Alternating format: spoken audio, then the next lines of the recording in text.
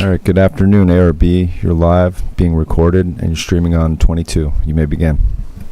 Thank you very much. Welcome to the March 28th meeting of the Architects Review Board of the Town of East Hampton. We have 12 applications to review this afternoon. Our next meeting is Thursday, April 11th. May I have a motion to approve the minutes of March 14th? So moved. Second? Second. Okay. Minutes of March 14th are approved.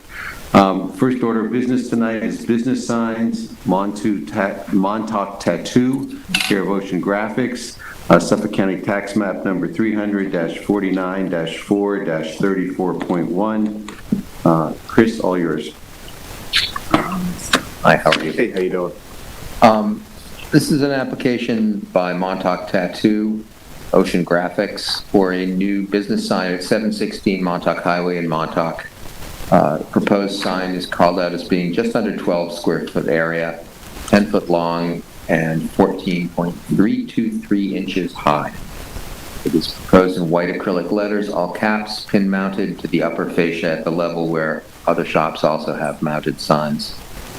The property is a commercial property on the main street in Montauk, in a building that used to be mostly Plaza Sports, which is one floor, and there's a restaurant on the second floor on the far side of that photograph. There, currently, that store space is broken up into multiple shop fronts, and the proposed tattoo sign would be replacing a previous sign that's been removed. You can see the ghost of it there on the wood siding. That was from a previous occupant. The other store fronts appear to have signs up at the top fascia, as well as window decals and other temporary signs down below. Does that about cover it? What we're looking at? Yeah. Nothing crazy. Yeah, this picture the letters look gigantic, but we've determined they can't be. It must just be an optical illusion. That's just because of the angle. We're looking in up. order to render it that way. They're 14-inch letters. Yeah. The other signs are kind of a mixed bag on this building. It's been an ad hoc kind of thing, chopping up that one big retail space into a lot of different ones. So it looks like there's quite a lot going on the overall. But, it looks also like this one is a bit less adorned than the other ones in the same building. Yeah, maybe you can match the color on some of the other signs. We've done that in the past. Yeah, you can see there. You can see there on the left of this photo and in the overall photo, they're almost. I'm not even sure if they're illuminated. I didn't go there at night, but the signs are more in a cursive script on some of these other ones. it's not so much the font as it is the color. The white is offers more contrast. I'm just making the comment that we have done before, where we've tried a bit more consistent along the, right. Especially when it's one, the background is the same. Yeah, and I'm assuming that all these signs on all these other retail shop fronts were passed through us as well. Approved, yeah. None in my time. There's the vapes, the very white vape sign down below. You've got this cursive script on. Is there a picture of the overall? I think the donuts have Yep. Yeah. Yeah, it's a mixed bag on this building. Yeah, well, that's fine. I think this one's the most straightforward of all of them.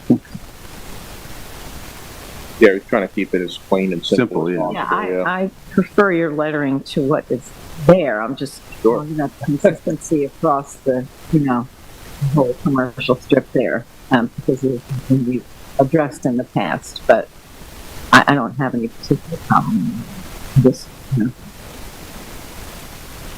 Trying to see what I feel about that. Well, I see the vape sign is the white. We get the sign to the left of it might also. Oh, it's a simple enough sign. Mike, you want I don't. to Dan? You good? Yeah, I think Take it away, Chris.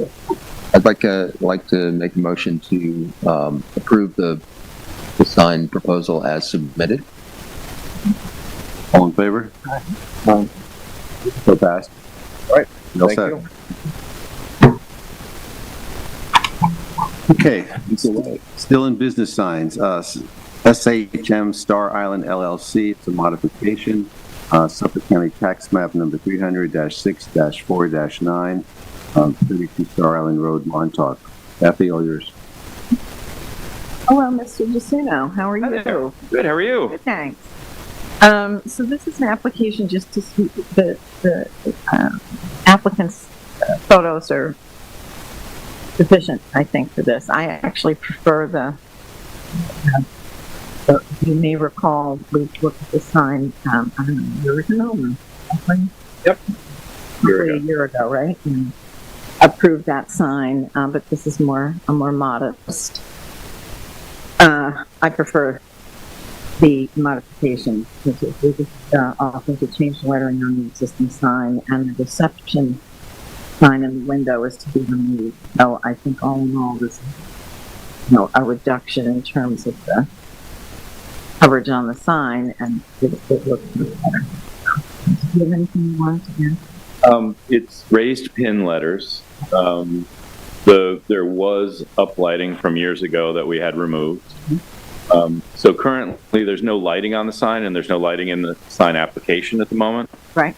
I was not sure if the board has any reaction. I know we're not supposed to have internally illuminated signs, but is there a feeling of the board for having light behind a solid letter? So it stands out like a neon sign? It wouldn't, well, the letter would be solid, and it would glow behind the letter. So there's no light source seen. Is it like a uniform acrylic panel that's No, backlit? it would just be small LEDs behind the letter itself, Oh, so that just the backboard would glow. glow a little bit, and the letter would then be dark. That's a new one on me. I don't know Yeah, what it's our not what written the in the code code. provides. Yeah, I'm So I know in other applications we've done a shielded cover with an LED that washes the backboard that way. Rather than lighting up the whole sign, this would just be the background around the letter. It's kind of a hybrid between an illuminated sign and an clearly externally illuminated sign from light source that wasn't outside. part of this application, though, right, Chris? It's not. Yeah, so we don't have any lighting right now, but Right. I So kind of why don't wanted you to ask the submit your board what you thought. proposal, and we'll take a look at it. Okay. I don't know that we can hit on this right now. Well, I don't want to. I'm not asking for. I was just sort of asking for a feeling. Okay. Sounds It reasonable. might be more subtle than, I don't. Yeah, I mean, we I could mean, it's we very- could try to make some samples and see what it looks like. I think that's Show a that. great idea because it could be effective and criteria. And it would have a lower light level. Goals. Yeah, that's great. That'd Makes be me great. wonder. An example of another similar sign that just similar type of lighting. Okay. Isn't it? Yeah, I think that'd be great. It might be interesting to see what how planning wants to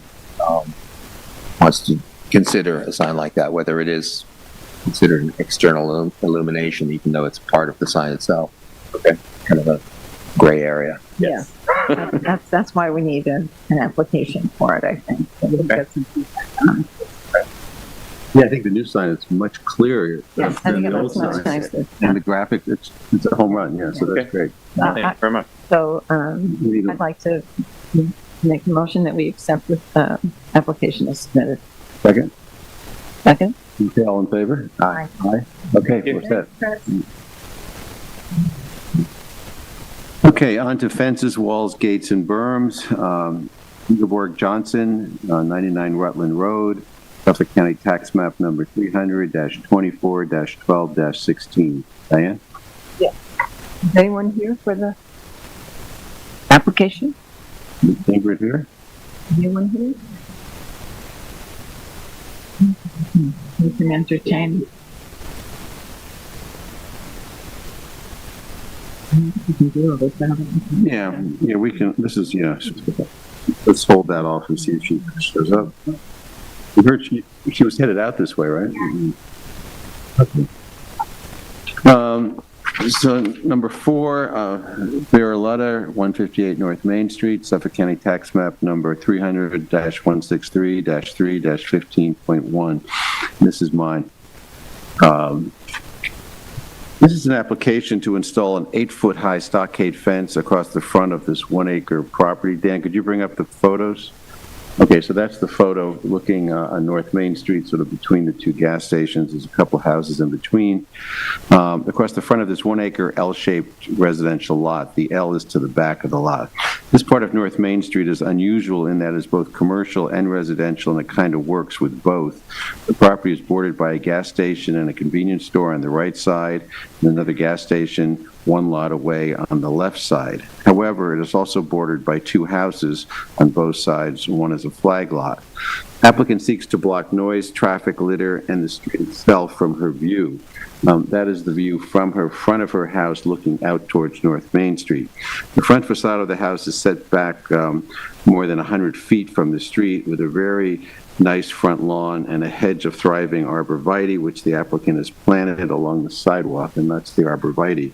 The most remarkable feature of this area is that there are no fences over 4 feet on either side of North Main Street and no driveway gates. In meeting with the applicant and walking the property, I urged her to let the arborvitae function as a screen. They will be much more effective than any fence, which will only stunt their growth by using sunlight to the plants.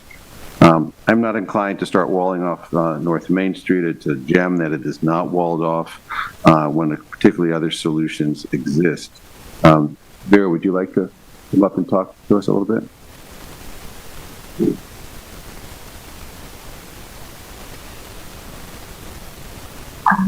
Good afternoon. Good afternoon. Not sure what to tell you that you haven't yet said, honestly. I mean, the view that you showed from my house isn't really the view, because when you're inside the house, and especially when you're upstairs, you have a very bleak view of North Main Street, which is, as I just read, the busiest street in all of East Hampton, with the busiest intersection where Springs Fireplace and North Right, Main the Street triangle. veer off, in all of East Hampton, with a total of 26 traffic accidents last year in 23.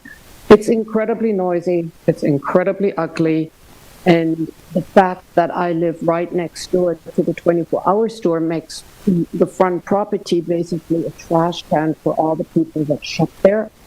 Bring their pickup trucks in an elevated position, and when they're done with lunch, dinner, booze, and whatever they're consuming, it goes straight into my property. The arborvitaes, yes, and I will plant even more to help with the view. The fence is really, and I said that in my application, I hope to shield noise, and I want to hang some special fabric, which actually costs a fortune. It's developed mostly for construction sites. That's the sound muffler behind the fence, so facing my side, between the arborvitaes and the fence that I wish to build, to muffle additional sound. Because, your chairman rightly said, when I bought this property a little over a year ago, I knew I was buying on a very noisy street. I fell in love with that property, but I also was hoping that I could take steps to improve it. And that's why I'm here today, to talk to you. Well, I think the arborvitae will grow. They can grow a foot or 2 a year. So I see you have 2 very large ones at the far left.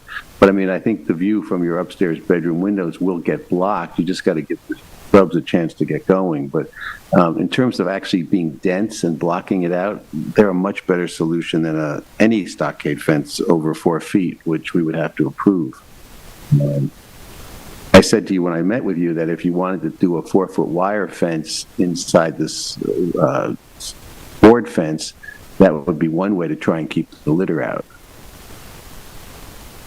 It wouldn't allow me to hang this whatever it's called. Right, that but I is think an different ugly- people have tried that solution along 27 over towards Georgica, and I've been in those properties after they've paid an enormous amount of money. It's stuff that's generally used for radio, for recording studios, to set down, to silence the recording rooms, and it doesn't really work. Interior. Yeah, it doesn't really work, and the only solution I've ever found is a friend of mine had a house on 27, and when he had parties, he would crank the stereo up so loud that it would drown out the traffic, but nothing else drowned out the traffic. So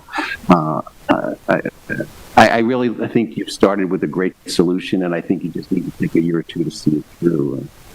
And I would talk to your neighbors about the letter. I mean, How that's many times do unacceptable. you think have I been in that 24-hour store? They don't care because they don't, it's the owners or I the would people report who... them to code enforcement then, I because have. that's not, We also have drunk people hanging out there. And police. I've done it. another, code enforcement issue. I mean, I have empathy for your position, but I don't think the fence has solved that. It would be one step in helping, I don't think I would solve all my problems in one swoop for sure, but would you consider a 6-foot fence? I wouldn't. Not in the front yard, no. Not along this stretch. Not when there's not one other fence over 4 feet. And once you go, it's going to encourage others to wall it off, and it's going to look like the Long Island Expressway with those sound barriers on either side. I think there are two issues for you. One, and they're both, as someone else said, we have empathy for it. Is the sound and the litter, and those solutions may or may not be the same. Give you the same options. I don't know. Sound buffering is certainly going to be helped by the trees as well. Some kind of sound buffer that's further back, and not on the street front and part of a streetscape might help with that. You better put in sound buffering inside your home. I'm not. Say, Double windows, That's city windows, $10,000 later. windows, but windows are not. They're not really buffering. That would mean I would have to rip the roof off and start over with a completely different construction method. And that's not Right, I happening. understand. And I understand your position. I've spent really 6 months looking into this from all sides and places. And, just basically, you all know that road right in front of the dry clean. You can accelerate to 30, and people accelerate to 60. There's never any controls. Again, not something that we can. I know. Help I'm you just with. saying, Yeah. it's a situation. I mean, I feel like I have nowhere to turn. Well, I think if you added more plantings, particularly these hefty arborvitae, I think you would solve your problem. Block it out visually, and I think you'd block out a chunk of the noise. And you planted 2 or 3 really large arborvitae, and then more recently, I think you planted smaller ones. But give them a chance to grow. They grow like wildfire. Grow fast. The big ones were on the property. I moved them to the front. Oh, okay. The smaller ones I purchased. Thank you. I mean, I would only say, that's a code enforcement issue about, meaning like you could speak with the police about it and the litter, and if you think there's drunks hanging out. But at the same time, you also have to understand, I mean, first of all, our role is to also is to protect the interests of the public in keeping this at a pedestrian scale. And there are not that many people walking on North Main Street up where you live, but there are people, and it's the scale of the fencing is meant to be sort of like an open Main Street. So I to reiterate with other people, I don't think that there's going to be any reception to doing much more than what you have now. I mean, it's for sure your least pedestrian neighborhood next to 27, right? I mean, Very, very few people walk there. A couple of bicycles a day. Well, what we're trying to keep, I see your what point. we're trying to Yeah. keep people from doing is to wall off these public streets and to make this all like barriers. And Frank, I'm sorry that you have an issue with the noise, but it's always been that way. And there are solutions from, as we said, from a construction standpoint of view. I know someone who lives on Lexington Avenue on the second floor with double windows, and you can't see the traffic. So there are solutions to We this. have from those city inside. windows installed, if you come in through. Okay. And they help for sure, but whatever, I see, I was told outright that this is hopeless when you visited. Oh, I So wanted to everybody's be- great ways to Yeah, find the you and I money. walked the property, and I wanted to be frank with you. We don't like 8-foot, we don't approve 8-foot fences, and we rarely approve 6-foot fences in front yards. Yeah, I agree. It's not your bucolic, low traffic, high pedestrian. But Vera, I told you, I looked at the building card for this piece of property. At one point, Bridgehampton National Bank was going to build their branch there before they built up by the train station. And at another point, at the same time, the post office is going to move to this site. So this is a residential, commercial plot in a mixed neighborhood, but you've done wonders to the property, but, you had to go in with your eyes open, knowing what you were buying, because this is not, a tranquil little look out in spring somewhere. I told you I knew what I was buying. Yeah, And I okay. told you I was hoping to improve it, and I told you that's why I'm here today. And you did improve it. I just give it a chance to improve itself more. Okay, thank you so much. Yes, so I make a motion to deny this application as presented. Second. All in favor? Aye.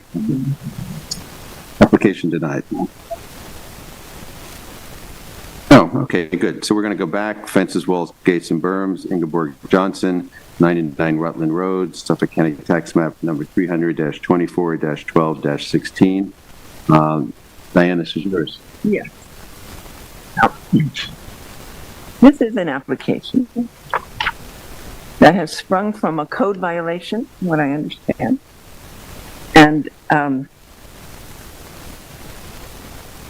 And you're looking to legalize an existing fence and gate. Well, there are several problems. That's the gate in question. And look beyond the gate and you can see the street itself. Primarily, the neighborhood is very dense with residences, but it's almost everyone is sort of the split rail variety. It's very, there are a few gates here and there, but none of them are as big or as glaring as this gate. And this gate, it was resolved by this board in 2009 and by the same owner, that the gate needed to be 25 feet from the edge of the pavement, and it's, I think, less than 12 feet. And that the front fence will be no higher than 4 feet. It's irregular, but it's easily 6 feet, the wire fence. And the fence and gate will be left natural when it's obviously painted white. So I don't know where to begin. It sticks out glaringly in the neighborhood. And the measurements that you were quoted in your paperwork, the fence itself from grade to the top of the fence is 7 feet. And with the pillars, it's almost 8 feet. It's about 7 foot 10 with the molding and with the little solar light. Gate or the fence? The pillars. Wow. The gate itself, from the grade to the top of the gate, is 7 feet. And it's very white, and it's very, very unusual in this neighborhood. So I don't know why the issue has come up again, since it's been basically in place, I assume, since 2009. About 15 years. Yeah. Wow. But recently there was a violation, and and some other sorts of encumbrances and things. So would you like to speak on your own behalf? Can you hear me? Yes. Well, we submitted the survey with the gate within where it should be. I didn't realize I was on town property, but I had the survey done so that you can see where I could move the gate to where it would be on my property and the fence. 25 feet back? March, I don't think it's there. Resolution from 2009 says it has to be 25 feet off the road. Are you aware of that?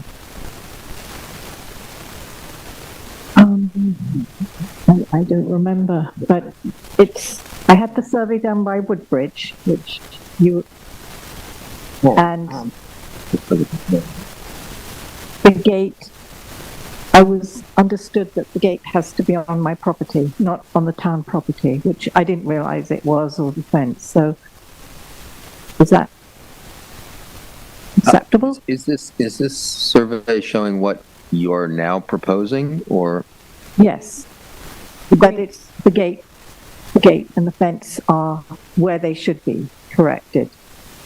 Well, where they should be, because they can't be on someone else's property, but the resolution, are you aware of this 2009 resolution that you were party to? No. It's your resolution. I don't understand why you aren't aware of this. Where you agreed we agreed that the gate had to be 25 feet off the street. Anyway, what do you want me to Higher do? than What do you want me to 4 do? feet. I want you to go by the resolution that we spoke to you about, a previous board spoke to you about in 2009. So I can't just move my gate. Well, I can move my gate to where it's on my property, You correct? have to That's move what I your gate to where understood it's- from Julia Atala that I spoke to. Yours right here. Yes, as long as I'm law-abiding and I'm putting my fence not on town property, then that's what I should do. The resolution also says that the front fence, the front fence will be no higher than 4 feet. I think that is implied that the gate would not be. Certainly not 7 feet, and certainly not with the posts almost 8 feet. And the fencing gate will be left natural, which would be much more in keeping with the neighborhood. Yours is painted. Well, my house is painted white, so it's in keeping with my house, my driveway, which is white. Anyway, I think your gate is too high. It's too near to the road, unfortunately. And since we've been studying the survey, your side yard fence is also not on your property line. The wire fence. So, what shall we do? What is the application specifically requesting? The application itself is requesting to legalize existing fence and gate. It can't be. They want approval for The one that what exists. But it's not on her property. It cannot be legalized unless it's moved. And if it's moved, It seems like there's a disconnect here. yeah. So you submitted a gate design where the measurements aren't on the gate. They're noted in a box at the bottom of the page. And I understand this right here. The measurements have to be at the gate itself. They can't be in a box at the bottom because I'm never really sure what you're talking about. But also they're incorrect. They're incorrect. So this is not an acceptable drawing to us. I mean, it needs to have the measurements on the object. And it says over and over, natural unpainted wood, which would be much more in keeping with the look of the neighborhood too. But my neighbor across the road has a white gate, the same height. Did you not see that? So to say there's no other gates, I it's the didn't say same there were height, no the same other gates. I said person. there were very few. My gardener put the gate in, and he put the gate in across the road, and but it was fine. The one across the road is not as big, it's not as white, and it's not as Well, it's just, close to yours it's a is. white gate. They just haven't painted it recently. Mrs. Johnson, there's several things that are unacceptable. Just tell me what you want me to do and I will do it. I have offered to move the gate.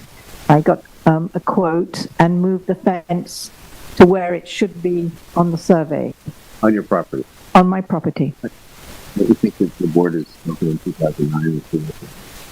Yeah, I mean, there is this resolution that you were party to, what we told you, or the previous board told you in 2009. You don't seem to be aware of this piece of paper. Well, just reiterate what exactly you want me to do and I will do it. Well, the gate is in the wrong place and it's too high. So I And the put, fence is in the wrong place and it is too high. so I said I would move it. Okay. So we keep going over the same thing. I said I would move it. I put it on the Moving survey.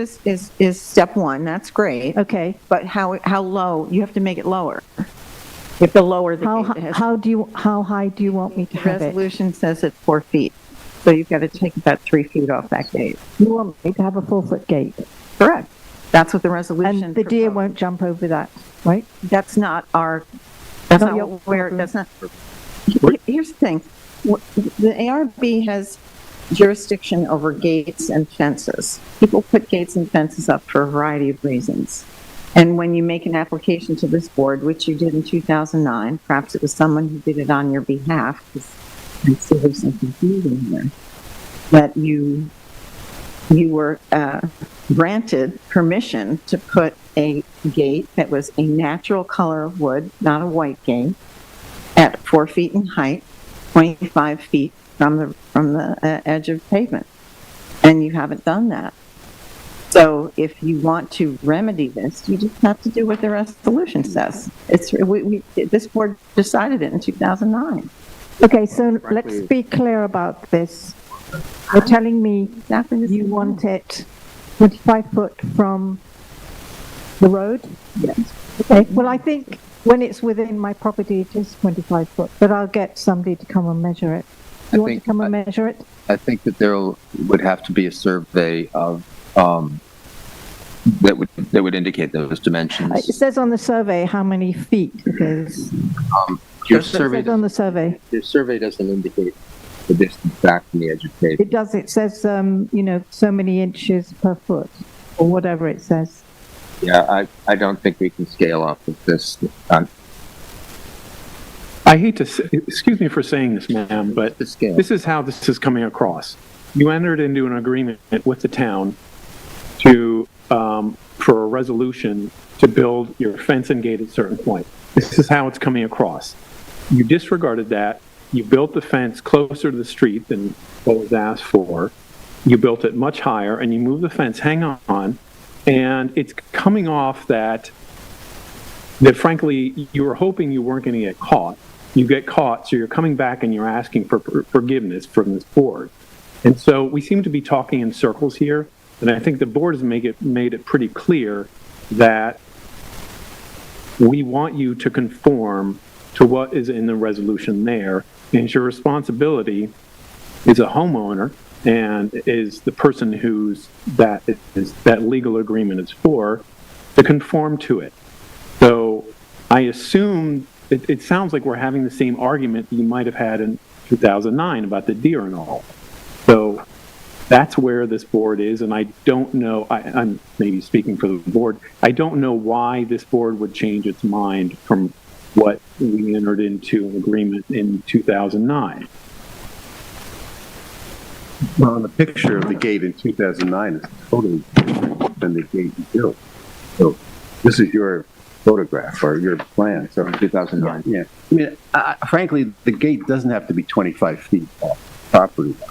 It calls for a 4-foot gate. 4-foot gate, as long as it's on her property, but we don't even have jurisdiction over it. But I suggest you build a 4-foot gate on your property and keep it natural.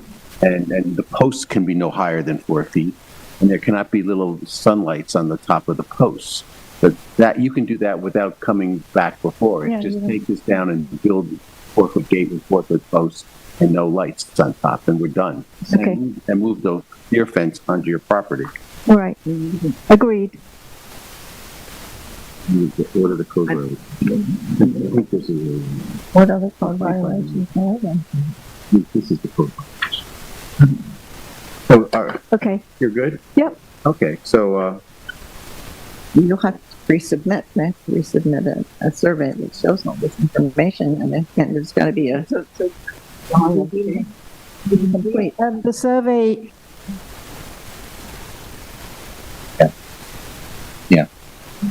This would be a minimum of But- 20 feet. But Yeah. there's no, on the survey, there's no dimension. Yeah, no, it appears that it's probably about that, but it would be great. It's the easiest thing for the surveyor is to add that dimension to distance off the pavement.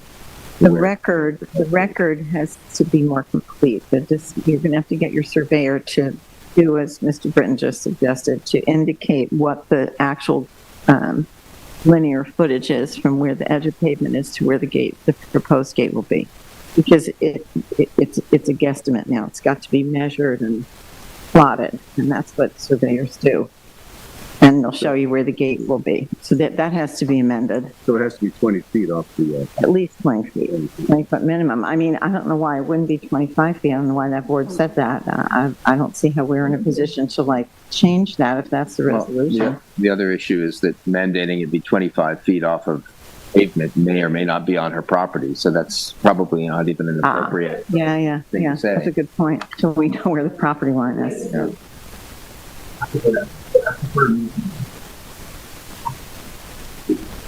She should talk to the planning.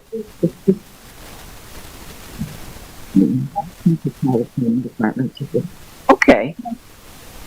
So Well, if you thank need you help for with being this- so agreeable. if you need help with this, you should talk to the planning department. And they will go over the regulations and the amounts of space with you. Tell you what they can come put their little markers. No. You need to come to You have them to with a survey What? and they'll mark up your survey. I'm just going to go back to Broadbridge and tell him to put how many foot on it, right? And then what do you want me to bring it back?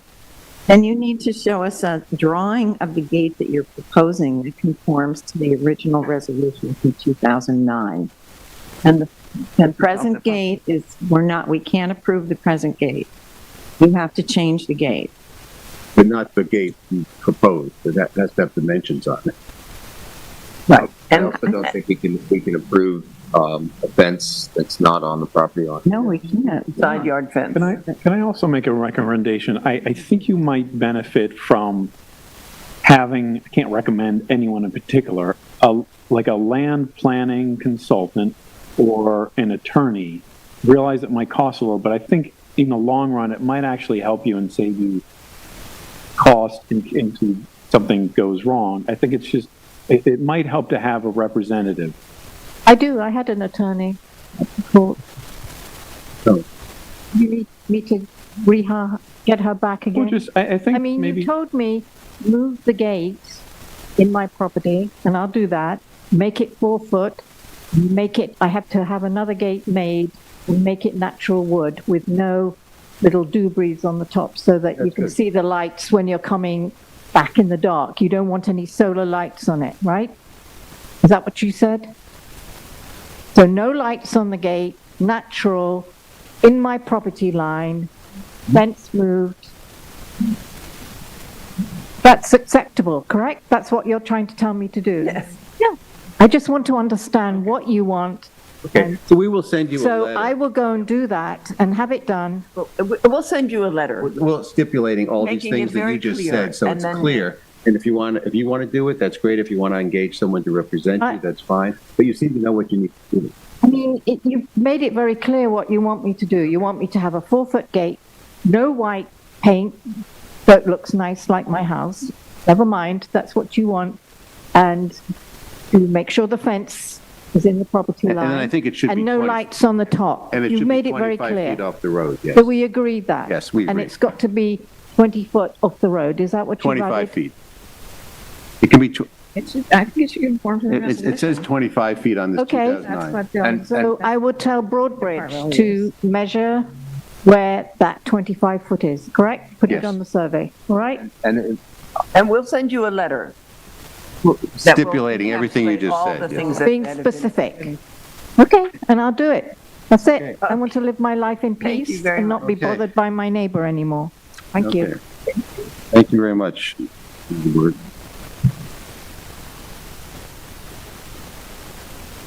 So Julie, this goes down as a incomplete. It's incomplete. Okay. she doesn't need to come here at all. Exactly. Formed, yeah. But it needs to be 25 feet if we go by that, so it's... Okay. But I think if she comes back, we get it done.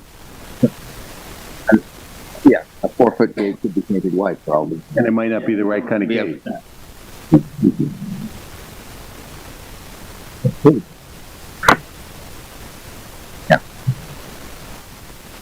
That would be better.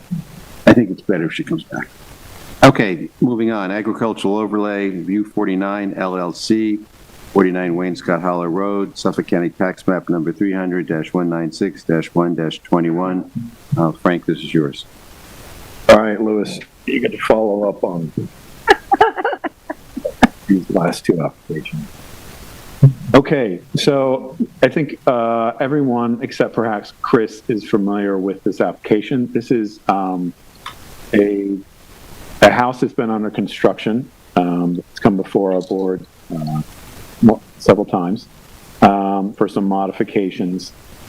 Maybe we'll just run through the photographs to familiarize Chris with this. So this is one of the parcels in Wayne-Scott. It's in an agricultural overlay, and I just remind everyone that that the ARB has purview over any structure over 1 foot in an ag overlay, unlike typically we don't have jurisdiction over, let's say, a 4-foot gate or a fence. But because of the siting of this is what we have jurisdiction over. So the application before us is the scope of what we're considering today is the generator location, a proposed driveway gate, and a call box, a pedestrian gate, fencing throughout, and path lighting and landscape lighting. And Louis, I'll let you get to this, walk us through that. So if we can just go through these photos. So this was taken a couple of days ago. Keep going, Dan. So there's a tennis court in back, and we'll see this in the survey. There's a tennis court in back. There's a pool house. This is facing the agricultural reserve. Keep going. This is facing west, at the west side of the property. There's another lot to be developed just to the west. This is something we'll get back to you. This is the west side where there's been fill from the site and the construction. Keep going. This is another picture. And so I'll bring this up, and this is something I'll return to, Louis, and I think that Julie may have mentioned this to you, is that the question of this is that the soil is rather precious in Wayne-Scott, right? It's one of the best planting soils. And so there are some restrictions about removing soil from the site. So I actually did sort of a back of an envelope calculation of probably the amount of soil that was taken out from the foundation of the house, the pool, the tennis court, the pool cabana. And if you were to leave all the soil on the house, the whole grade of the property, the entire lot would go up by like over a foot. So it's a question we'll return to, but something I'd like the board to consider is that because it is I think over a foot of fill there on the property, is what is going to happen to all this grade? Because I do think that that's in the purview of this board. So let's continue going through. That's not as big as it looks. That's the camera on, like right above the ground, but it's to show you that the grade bumps up. It's not 6 feet tall. It does seem to me like you walk down a couple of feet. So keep going. And that's on the other side of the property, just showing you the fill that remains on site. Keep going. That's the other side of that fill that's there. And again, I realize the application here is for that, but you'll see when we start talking about fences, this is related to it. So keep going. There's the pool cabana. The pool is to the left of it. I'm not talking about those. Keep going. Yep. And okay, so this is the last one. If you can just zoom in on that, and then we can go through some of the drawings. Go down. So this is from the public street, and you can see the line of the dirt basically on what's happening actually in this site is the house is of course level, but on the east side, it appears to me that the grade kind of slopes very gently, but from one side to the other, it appears to be like a 2-foot grade change. So the western side of this is kind of like the whole yard is flat. And so this may have, in my view, some implications of the fencing. So, Dan, can you bring up the survey? And then we'll run through the drawings. So zoom in, please, around the house. So the generator is at the northwest side there, correct? That's what we're going to do today, the location. And to remind everybody that the ARB is no longer reviewing any issues related to sound. That's a code enforcement issue. There is a pedestrian gate. You see a few pavers there. There's a pedestrian gate and a pedestrian fence. We'll go through the drawings.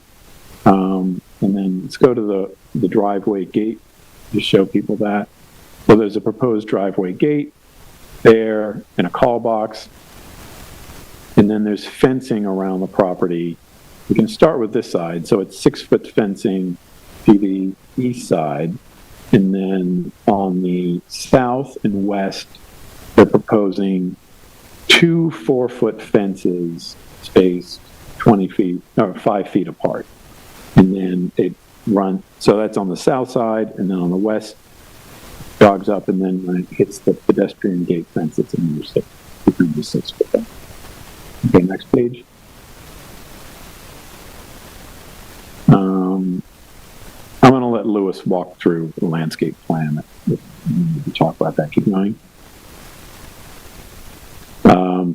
There's the fixture for the landscape lighting. Seems pretty fine to me. But keep going. So the next one is a rendering of the gate, which is 4 feet 1. At first I thought, well, I just make an inch shorter, but I think it is 4. It's 4 foot 1 if you do the math. But it's about 4 feet. And anyways, so that's the proposed gate and call box. Keep going. Let's go to, we don't need to go to the cut sheets, the architectural drawings of the proposed gate and the pedestrian gate. So here's the architectural drawings of that gate. Seems to match the rendering. Zoom in more, please. And then that plan, next page. Yep. That's what I saw in the rendering, next page. That's the proposed pedestrian gate, 6 feet tall, about. Keep going. And then there's the tennis. So around the tennis court, you saw the photo. Because the tennis court is sunken, I assume it's at some point more than 30 inches. So you have to have a fall barrier. And also, presumably, the owner doesn't want to have just balls flying to the yard. So it's required by code then for a fall barrier to have a fence around the tennis court. So they're proposing this. This was the change that I guess that they got at the application. The 4-foot landscaping fence that was all in. But we're not doing that. We're Yeah, we'd like to not do that. Okay, we'll keep going. Way more expensive than the landscape. Okay, keep going.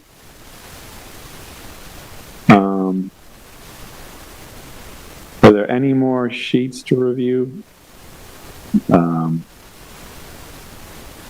so again, all we did was we took Right, out the that fence. wood detail and just keyed to say the 4-foot landscape fence. So this is the 6-foot-high fence that's being proposed, and then go down. What holds it up?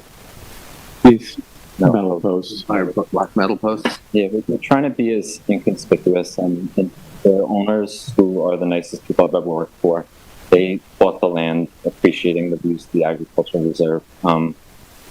So they'd like to create some backyard that doesn't get destroyed by deer. And that's what we're trying, the 4-foot double fence to deter deer.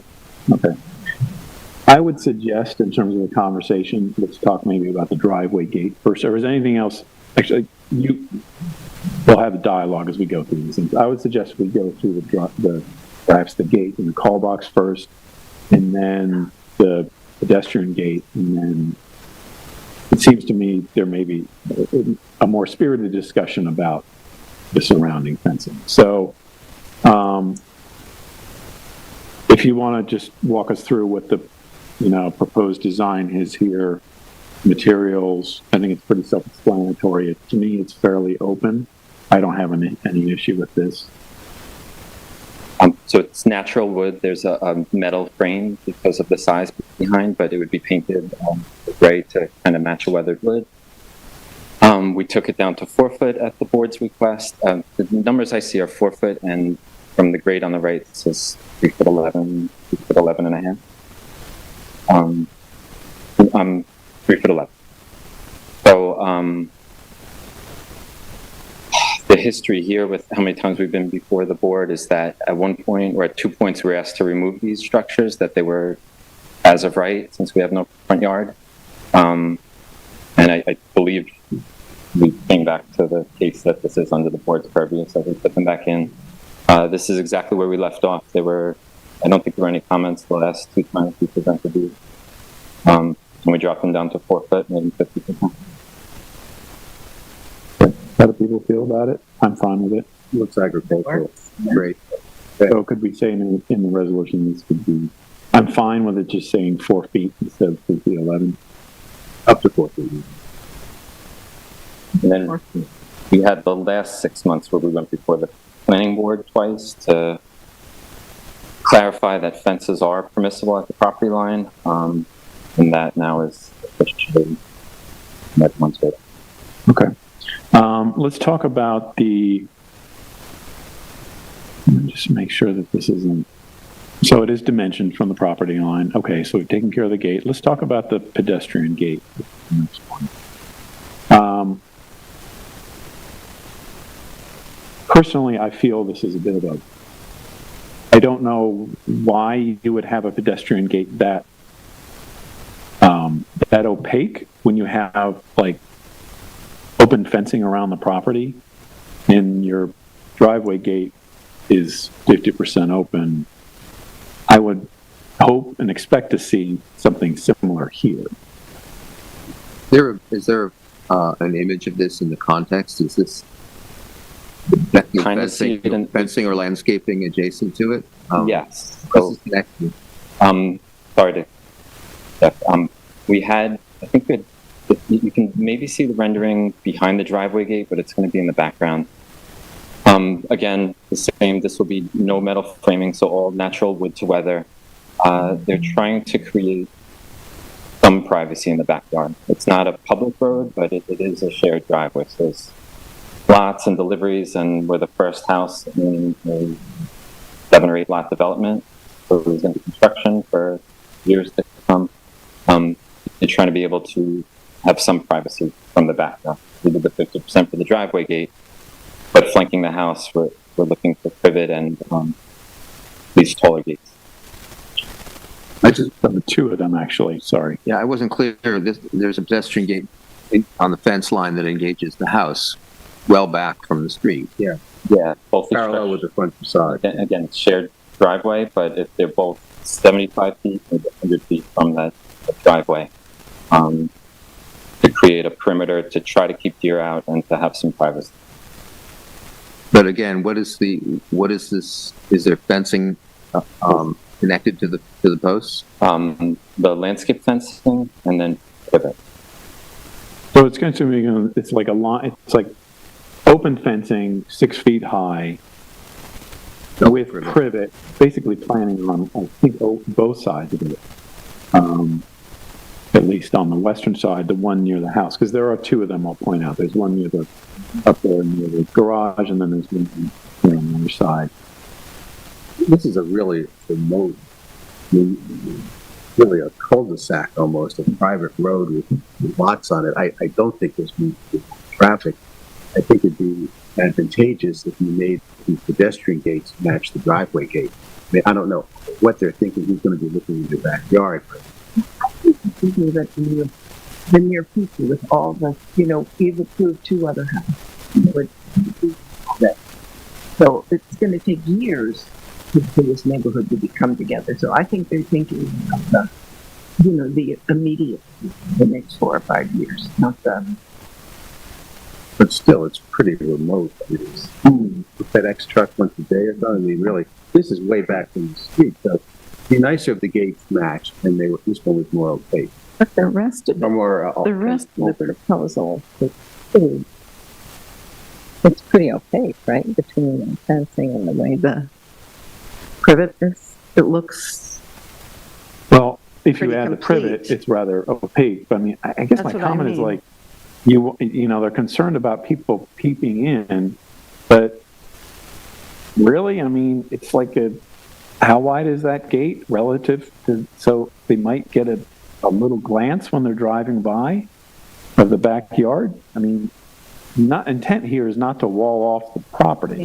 Yeah, I think if it matched the driveway gate, it would look better. Or just even do an agricultural fence. Yeah. Sure. That would be my preference, but Agricultural gate. the agricultural gate, where it's just open and a brace in back. And that's my preference, but I'm willing to go with this, like, being 50%. But I'm not willing to approve this. To me, this is, and it's going to be there in perpetuity. So I'm personally not willing to go with this. I agree, Chris. I think the one aspect that has not been brought up yet is that it looks to me like there's more deer protection in the backyard, and the fence in the privet and the double fence in the back. This would be probably at a 4-foot height. It might be the weak link in that deer protection. But we did when the single line is 6 feet. Mm-hmm. 6 feet. And this gate is 6 feet high. Yeah. So, I don't have a problem with the height. No, no, do I. Really the Yeah. openness that we like. Okay. I mean, willing to do the 50%. What match the driveway? Everyone agree with that? Yeah, works for me. I'm fine with that. Okay, so that's Great. next. Okay. Next. Let's talk about the generator. Oh, boy. So it's the generator location we're approving.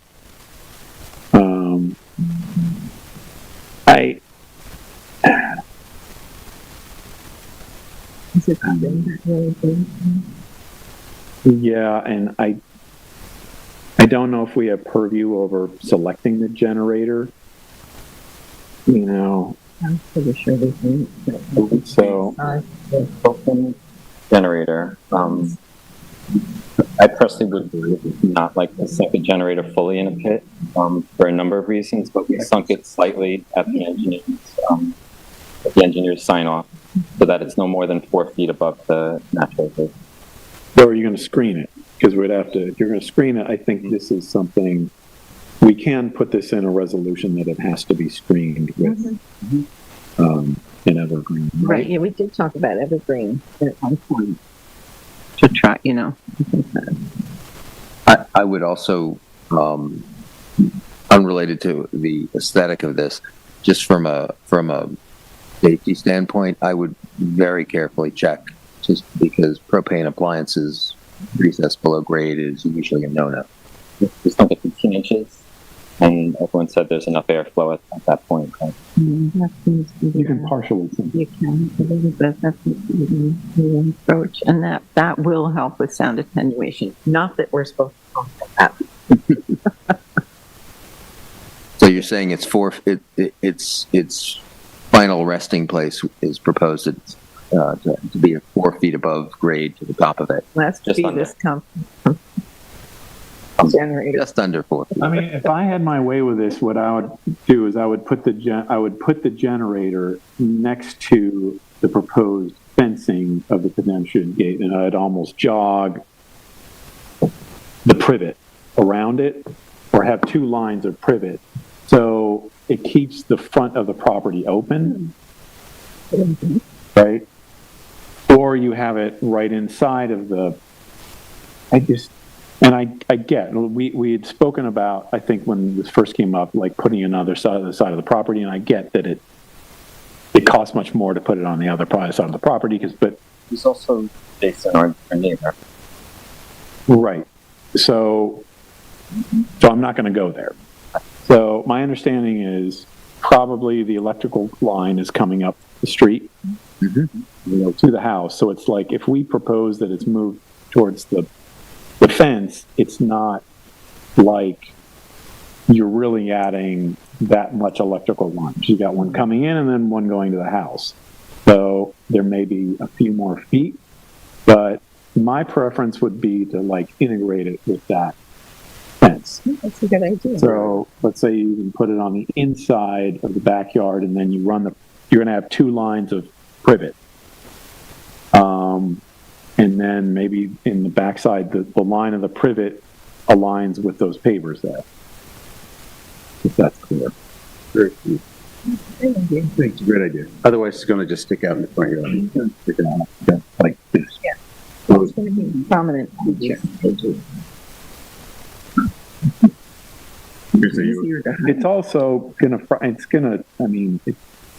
I think your homeowners will probably find that they're going to appreciate walking out the front door and not looking at it. It'll make a nicer for them. Where's the H frame for the meter? Right in front of the That's the transfer switch. Is it on the same H frame as the meter? Yeah, the meter exists there. The transformer is in the corner. I guess we were trying to 45 it and keep it kind of out of the family's view. And so bringing it back and closer to the house, you will be looking down into it more from certainly the second floor bedrooms. I'm sorry, that's the price you pay for having Yeah, a it's a generator. They'll be so happy to have it when the power goes out. They won't. I don't think you're going to notice it when you have 2 line of privet and you squeeze a generator. Okay, so I think we'd like to see the generator moved. Integrate it with the side fence there. I can't think of anything on site that definitely presents that. There's a number of drywalls everywhere. Okay, then. But I think we can get that done. Okay, so, I mean, we're not going to tell you where to put it. We're going to just say we're not happy with where it is now, so we can get a better location for it. Okay. Pedestrian gate, driveway gate, generator. Okay, so let's talk about the back fences. And it relates to my comment, and I wanted to bring this to the board's attention about the hill.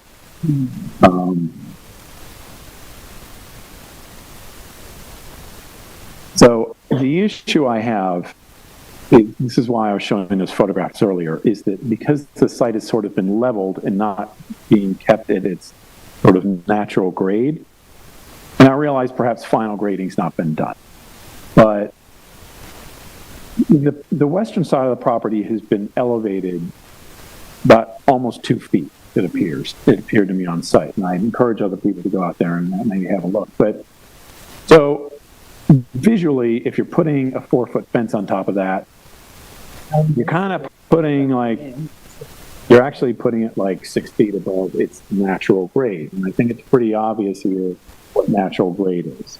So there's more fill here. And I do think it's within our right to ask what you all plan to do with this. Because when it becomes above a foot, it's sort of like a structure. It's a berm.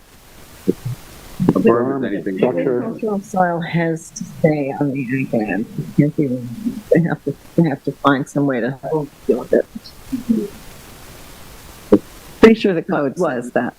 Not allowed to build it for construction, excavate. That's okay. Can't just big bolts. But in the agricultural overlay district, it's a different rule.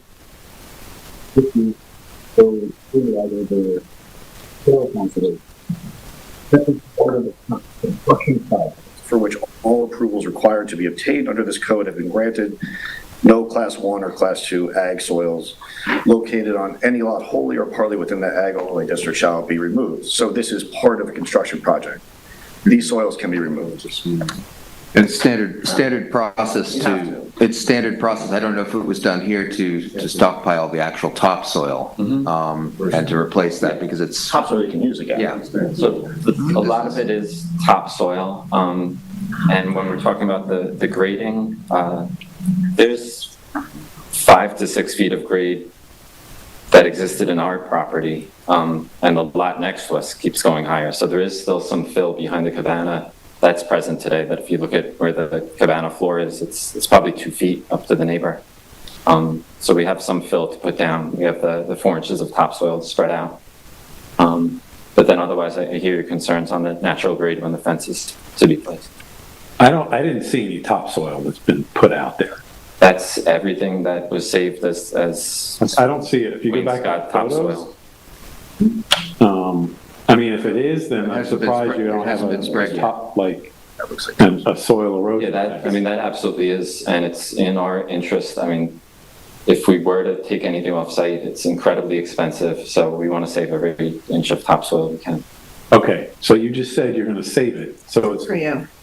so it's a fair question to ask. I'm not trying to get it off the site, but How will you use how are you going to use that? You've got a lot of soil to spread. How is going to do it without looking like a mound that you're building when you look across the field? It's a 2-acre site.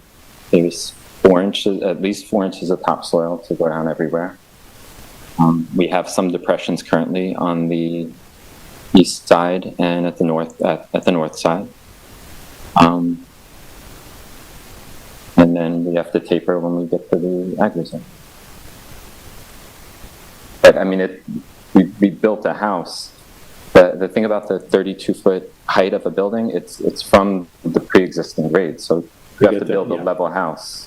I get that. And I can't be 5 feet up and down across the first floor level without changes to our design. So we have it is relatively level around the building footprint for sure. And when you go out to the pool, Sure. go around the cabana. Yeah, I mean, every house is sort of feathers up to the house foundation, and it's better for drainage anyway, away from the house. But yeah, this is an issue for these projects in Wainscott. Is that the bigger house you build, and the more you excavate for a tennis court and a pool cabana, the more fill. Yeah, It's like you're compounding your problem. It doubles because the more you take out, then you have to raise it. You have to spread that on the site. And well, I believe you don't have to spread it on the site. You can remove it.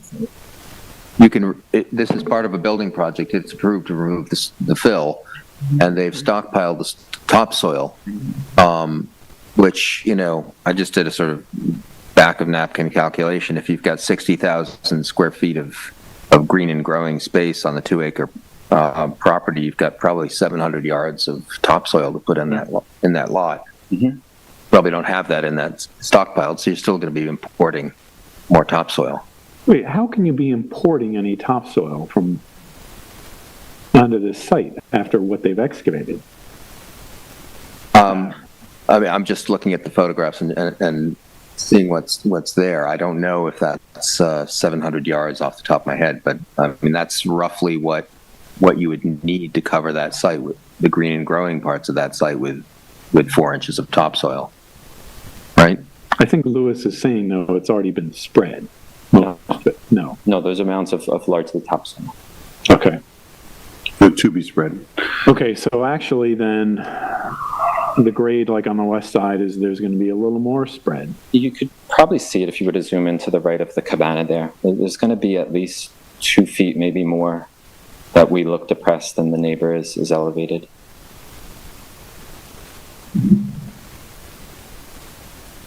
So it's not a completely level farm field. We have to do our best to work with the site. Okay, so getting back to the fence, my issue with the fence on the 4-foot fence on the west side of the property is you guys have built up, and I get it, near the house, it's got to be like that, but you built it level across the whole field, and then in this side, you walk there and you literally walk down a little hill about this wide, about 2 feet. So where does that leave this board if we're being asked for a 4-foot fence? Is that 4 feet on what they end up constructing and filling, or is it 4 feet above natural grade?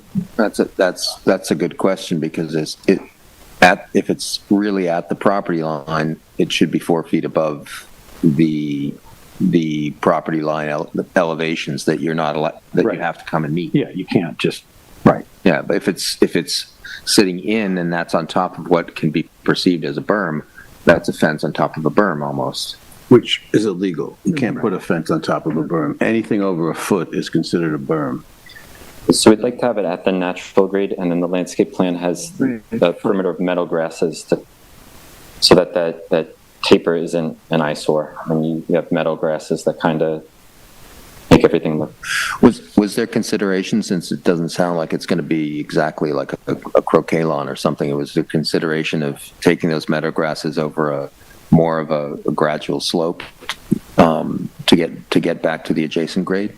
Yeah, it would hide the grade change, or kind of buffer it and tie everything together with the farm field.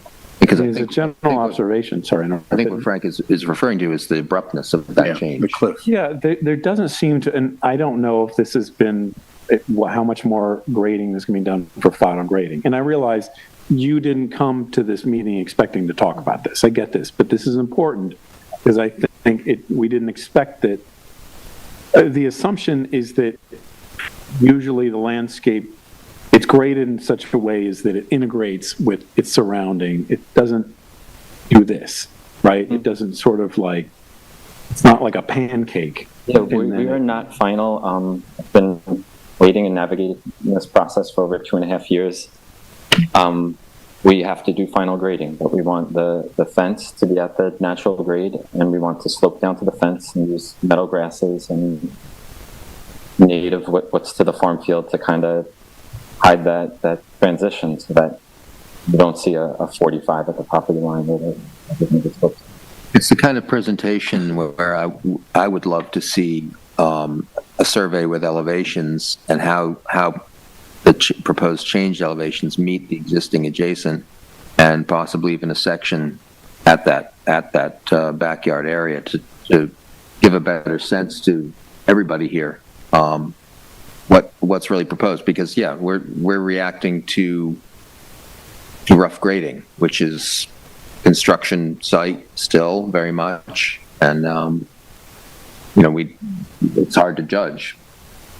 Yeah. And, I realize this may be something you all hadn't thought about yet, but and I realize this may seem like a lot of work you all have gone to, but this is one of the most sensitive sites in the Hamptons you're building on. And you and your owners need to know this, that this is why we're looking after the public interest about bringing these things up. So, yeah. So should we go back to the survey and talk about the fences themselves, assuming that they are at natural grade? So we've got a 6-foot fence on the east side and then 2 4-foot fences Why are they different? Why don't you have just one 6-foot fence, or, I don't know. We're trying to not put a 6-foot fence against the ag reserve, but we maintain those vistas and homeowners can appreciate them same way the town will. I've seen double 4-foot fences closely spaced like that as an effective deer deterrent. Yeah. Many times before. It looks like they're well within the property line. Is that correct? I think we had on the property line. I can't tell. Are those? No, I'm sorry. I was looking at the setback lines. They're actually much closer. One's on the property line and one's back. Yeah. So that's going to be affected by this previous discussion of grading, I think. Right. Because that second one inboard, if the abrupt slope happens between the two fences, it's going to look very different. Right. The outer one should set the height of the inside. Or the grade should be such that it doesn't even matter. So they're similar, yeah. Okay. Okay, so is everyone comfortable with the fencing as proposed? I like the idea of the 2-4-foot fences. I think that's nice. And the 6-foot on the east side? Yeah. It's fine. Okay, so we've got some things on this that that looks like we have approval for, and some things to come back for. You want to make a motion? I'm sorry. You wanted to talk about this? Well, I'd like to, Did we get everything? Did we cover everything? Is there more? The landscape lighting, just to bring up, Oh, it yes. was on our previous presentations. I feel like it was approved, but it's not formally in the resolution, so we've just been through so many twists and turns. I just wanted to bring it up again and say maybe it should go in the resolution. Can you point it out? Yep. Can you point it out on the lighting plan? So I have 2 landscape plans. One is just for lighting. This is for plant materials, so I think it's the next one. Yeah. Mm-hmm. I'm sorry. That's the fixture. Are you in the first document? The latter one?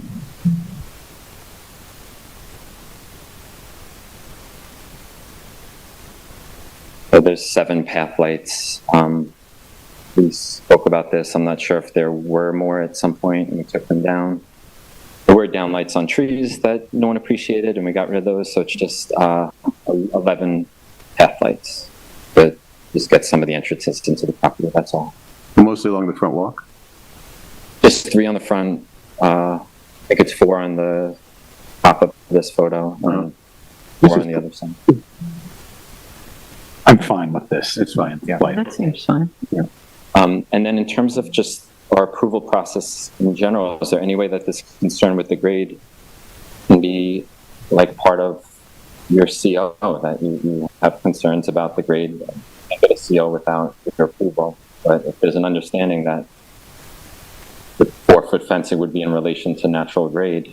I think the resolution would have to state for the fences that the problem we're going to run into if it became an issue in CO is if we say like the fences going to the house need to be 6 feet above natural grade, they're not going to be, right?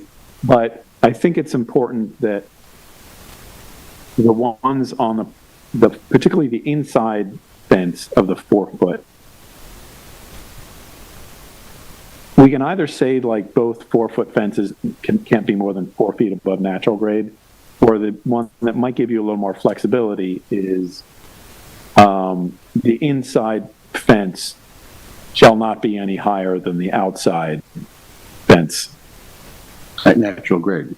Like at natural grade or, level height. In other words, you could raise it 6 inches, perhaps. I'm not saying you should. But should you raise that 6 inches, then just keep the top of the fences at level. Okay.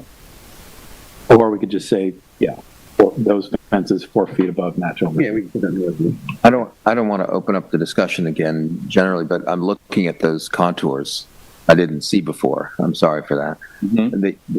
It looks as if on paper it's much more under control than it is in the rough construction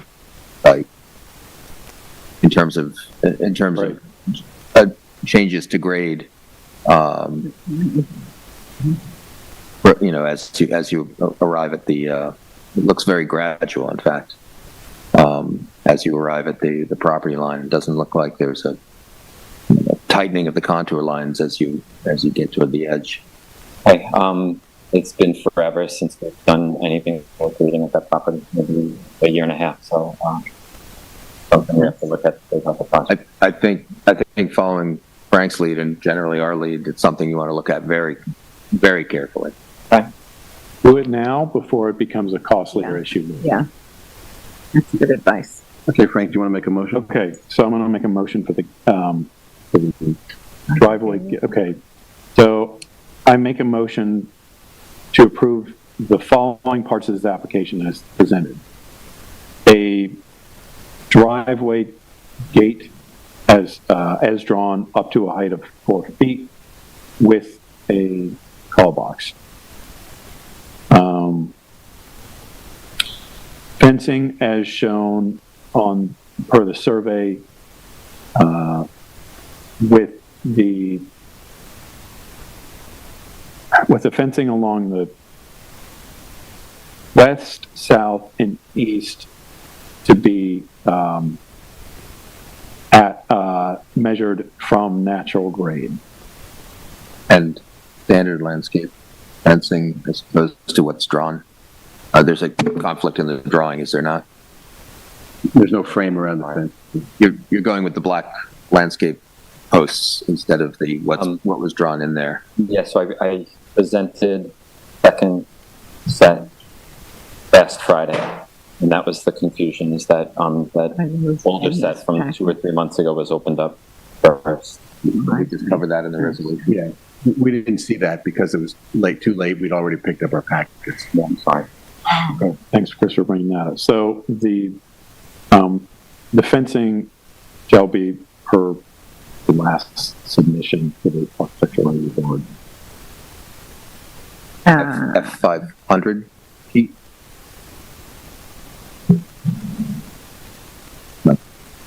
So let's be specific about this. So this is going to be That might 322. What is the spacing of the? I apologize, I don't have this off me right now. What is the spacing of the fence? So whatever I need for pool code. 1 inch. I think the agricultural fencing 1 inch is too tight.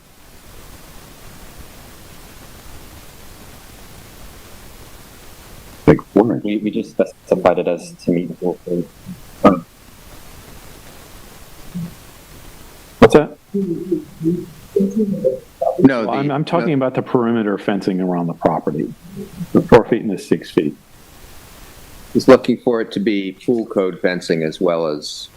I think the pool. I think I don't think they should match. I think the perimeter fencing should be more open than the pool code. Doesn't sound like we have a proposal to.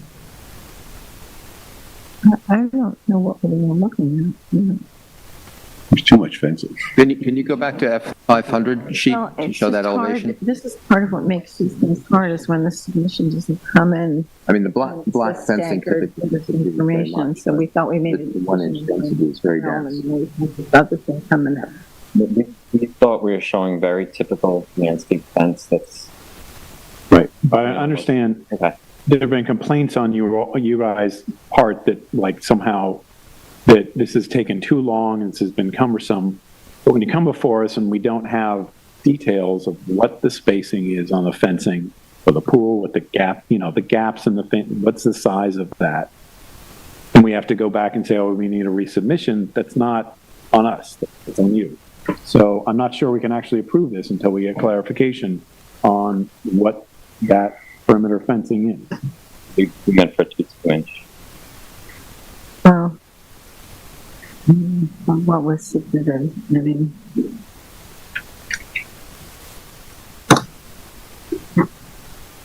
I typically go by the digital, but it's go it out. 2 by 2, and then yeah, it's close and it's closer.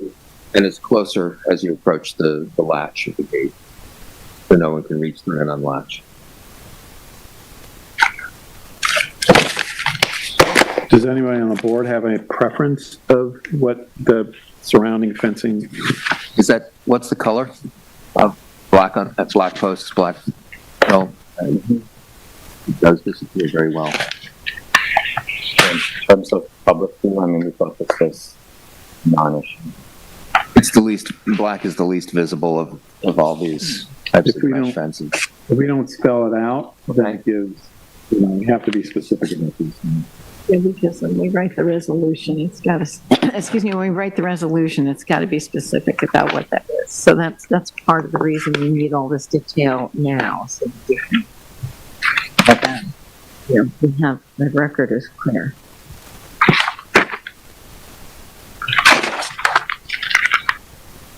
It says black wire mesh to meet New York State fencing code. So that's not what we want. So I think you either come back to us or we. We're going to have to come back to us on the pedestrian gate anyway. Why don't we just leave this So the part out? fencing and the pedestrian gate has to come back to us. Yeah. Otherwise, this Okay. goes on forever. And the last thing, so we're approving so continue the motion to approve the landscape lighting fixture and the lighting, landscape lighting plan as submitted. Do I have a second? I'll second.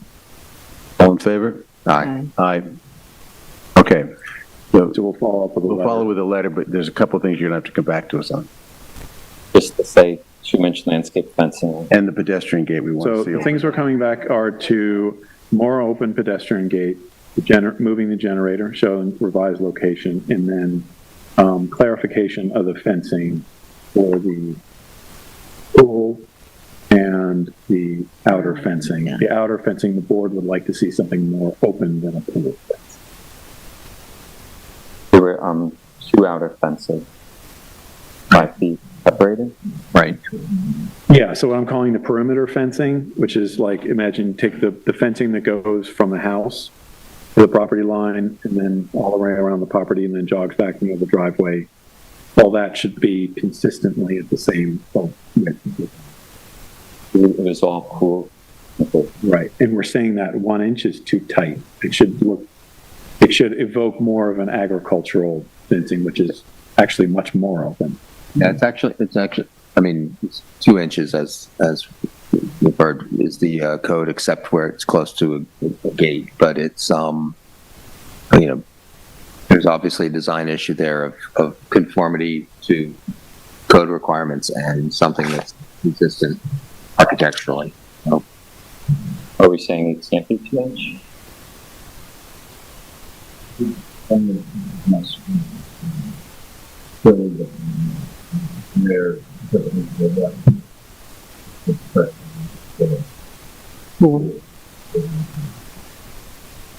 Confirm how big, depending on the make and model of the fencing, make sure that it is pool code compliant too.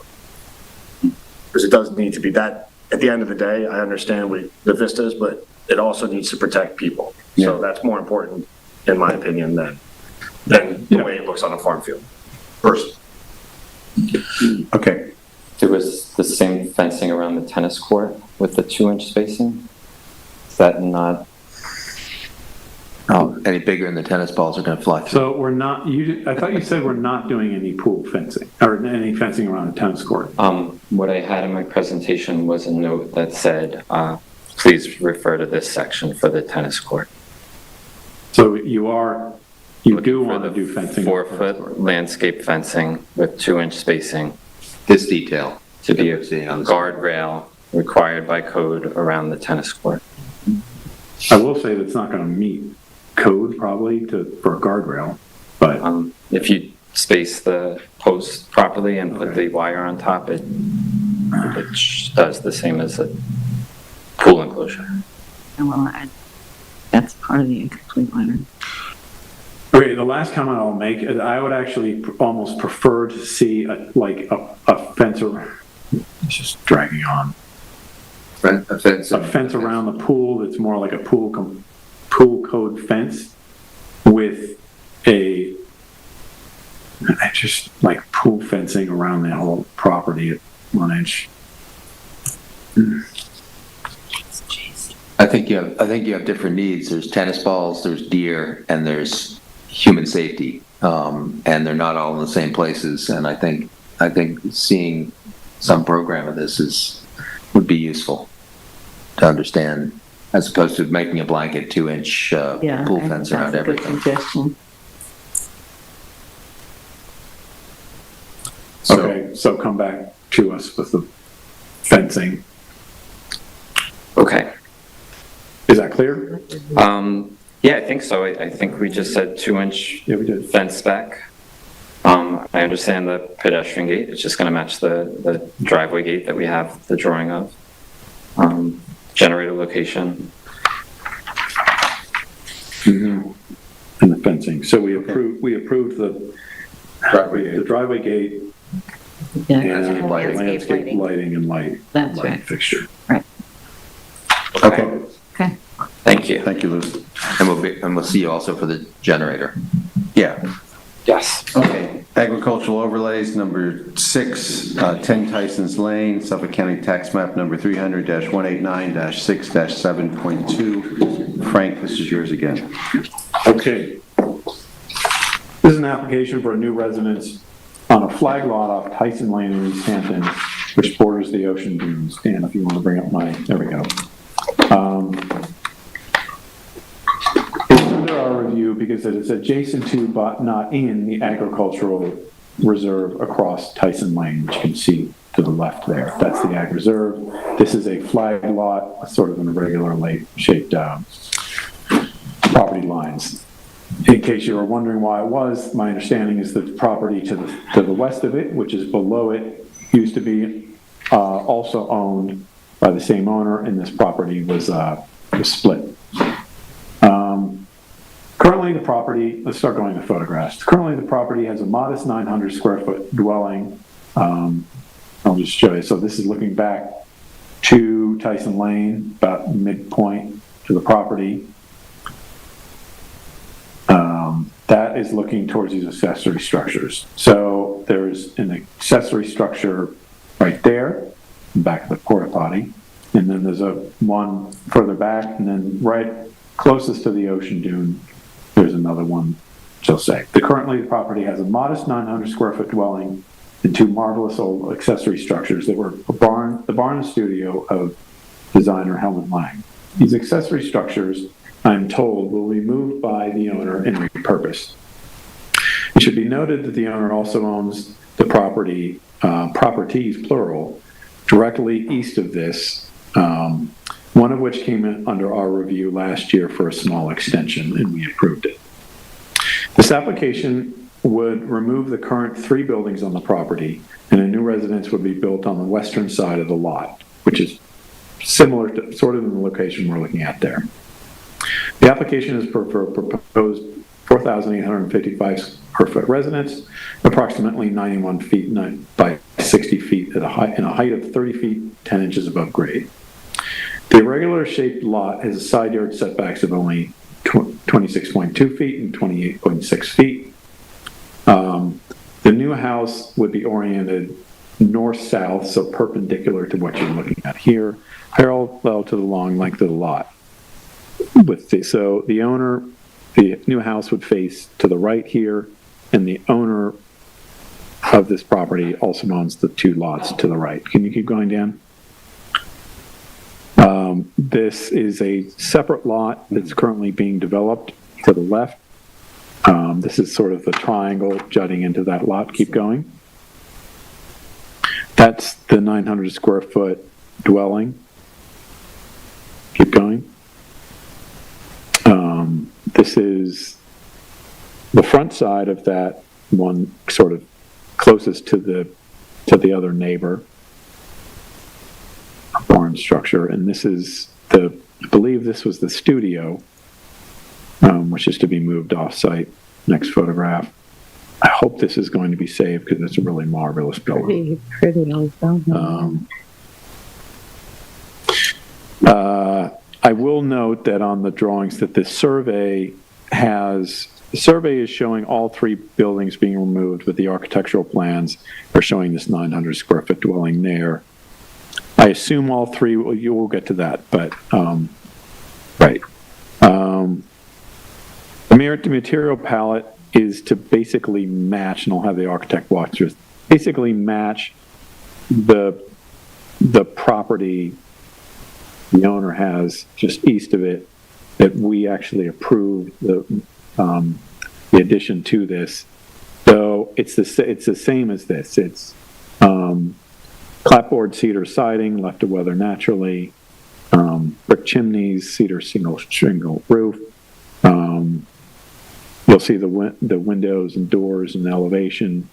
I assume, we'll get to this, the color. It wasn't on the architectural drawing, what the color is.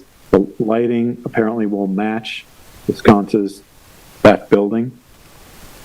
What is the number on that? So I just write that down, the number of that property, because we may reference this in our resolution. Do we know what? 12. Okay. Okay. Overall, the scale of the proposed dwelling is quite modest compared to what we typically see in this neighborhood, though it is a tight lot. The material palette and details are in keeping with the owner's building just to the east, which we have looked upon favorably. Lot coverage, I believe, is actually decreasing. The survey shows revegetation of the property south of the dwelling and the current dwelling cottage, so the property appears to be actually a little more open and is improved. Perhaps most importantly for us, this dwelling will be hardly visible from Tyson Lane, even in the absence of any screening and or gate from the street. So, Eric, would you like to? Good evening, almost.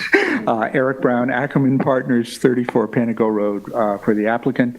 I'm joined by Tom McManus from Ferguson Shemamian, who is the partner there, and he is the principal architect for this particular project. I want to thank Dan and Frank for Dan for a good memo, and Frank for an excellent overview of this. In answer to your question, with respect to the artist studio, which is the most northerly existing structure on this property, we're going to be back in front of you guys. The property owner is going to preserve that, store it off-site, and they're going to move it to the 8-acre ag reserve that they also control, which sits directly north of this property. However, as you guys know, we have to do both site plan and ARB for that because it is an agricultural structure in a residential district of over 200 square feet in size. Therefore, we have to have site plan. You guys obviously have aesthetic review over structures that were agricultural structures that require site plan.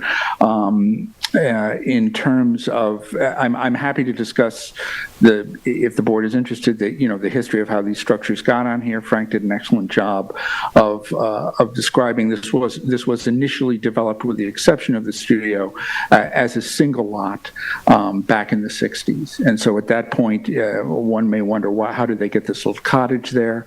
Back in that time period, it was possible to do what was referred to as a paper subdivision, where you could show the building inspector that if you subdivided your lot and the resulting yield from that subdivision would be sufficient in terms of the zoning in place at that point in terms of lot area, you could have another residence on an unsubdivided lot without actually having to do the subdivision. So that's obviously no longer the case. So we have, in order to pursue the project you're reviewing now, we have to deal with the very small cottage, which is going to be removed. The garage also showed up there in the 60s, well before the application of the current standards for accessory size limitations for accessory structures. So they could certainly keep it as a legal pre-existing non-conforming oversized accessory structure, but they're not inclined to do that. So with that, I'll turn it over to Tom, who can speak to you about the aesthetic and design elements of the proposed residence. Thanks, Eric. Tom McManus from Ferguson and Shemamian Architects. between Frank and Eric, you guys have said it all.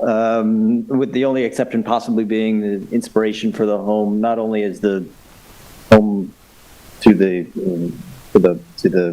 east at 12 Tyson Lane, but also the historical structures that have been on Tyson Lane in the past, not the least of which is the home on the other side of the property line, which no longer exists, unfortunately. But those are all the design inspirations that went into these little cottage that we're proposing. Can you say, so we're going to need to know for the resolution, what is the color of the, do we need to have like a paint number, like a Benjamin Moore? Barrow and Ball, Stony Ground 211. Oh, can you email that to us for the resolution? Yeah. Okay. Oh, you got it today, right? We got it. Just, yeah, I got it on the drive out east.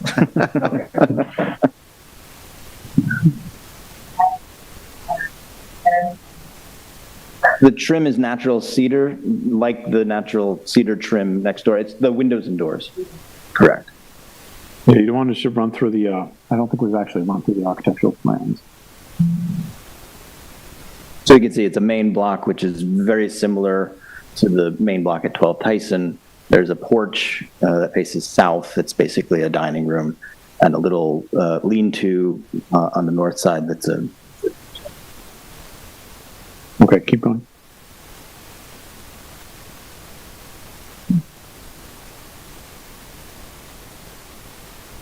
Basement plan.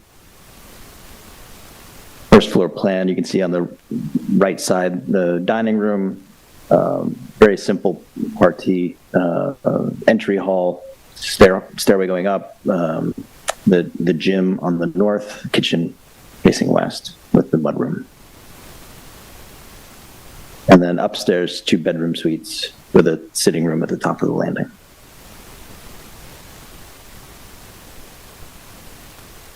And the volumes are basically, it's a salt box. The central portion is a salt box. The eave is lower on the front-facing facade than it is on the east-facing facade than it is on the west-facing facade. The dining room bay, which is a shingle, or the dining room wing, which is a shingle extension like the wings at 12 Tyson Lane, is a gable. And then obviously the shed lean-to on the north side, also shingles, with a natural cedar pergola south of the dining room.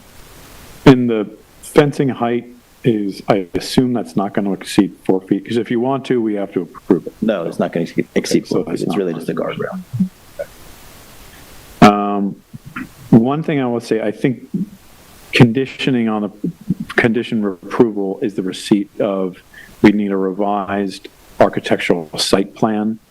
I don't actually think you need it legally, but if you can revise that without the accessory structure. I just saw what you noted.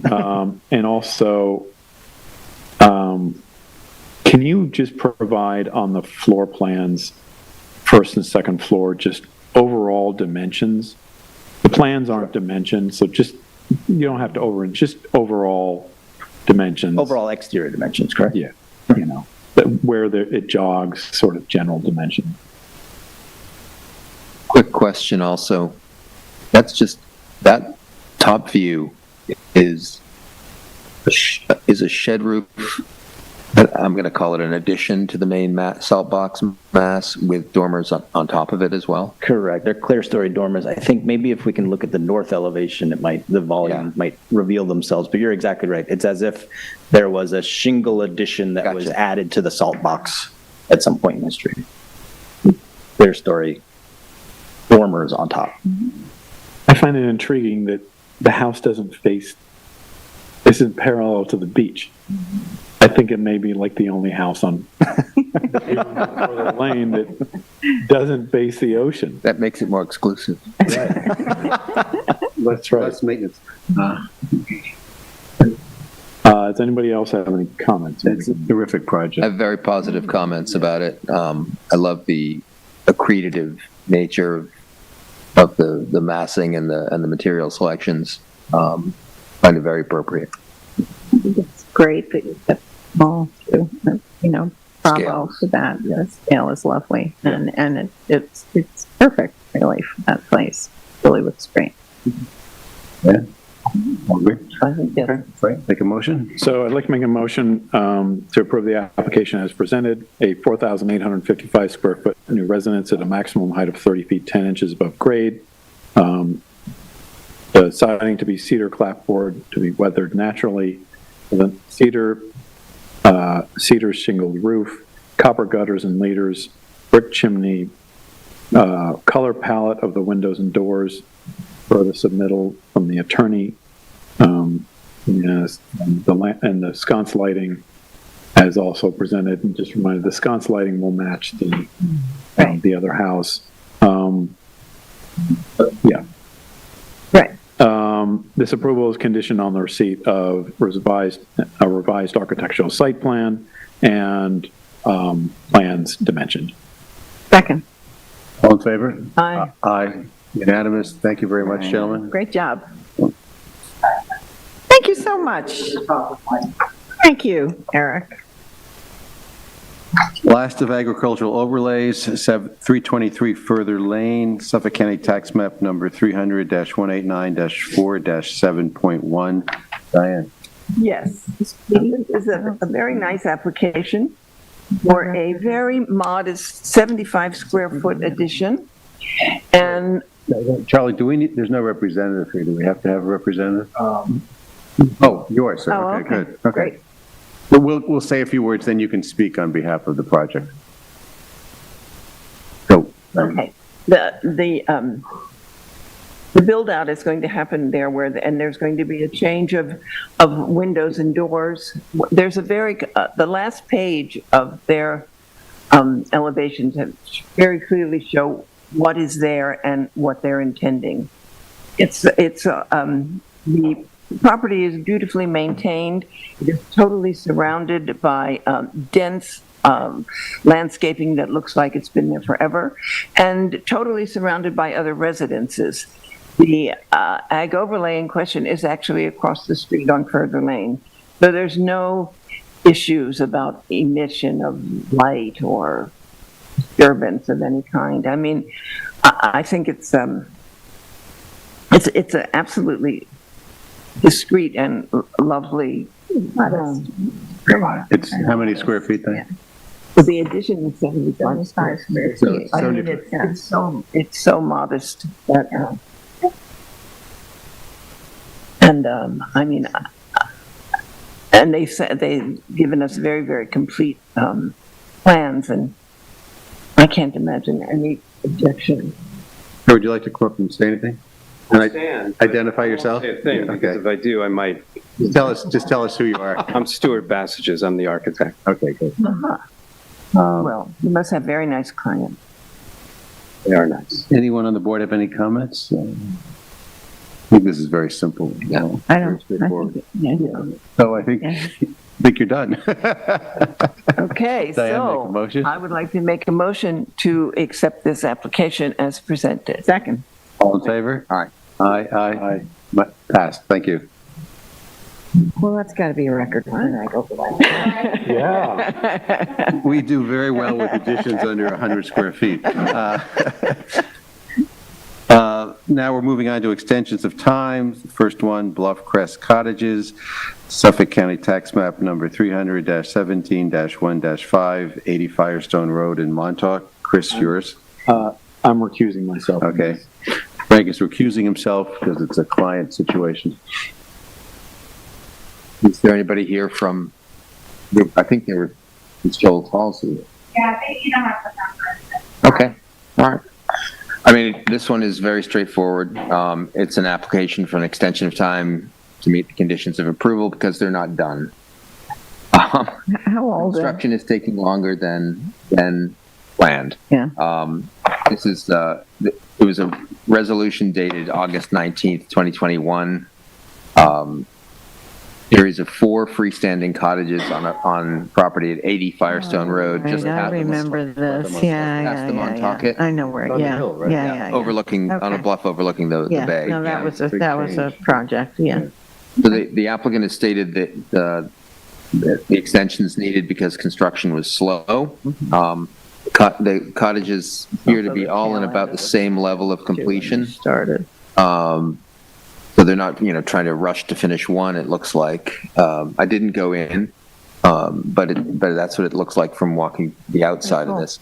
They're saying estimated construction completion time in June, which seems a little optimistic to me. But that's just our extensions are for longer. Our extensions are 6 months. I think it's a year. Yeah.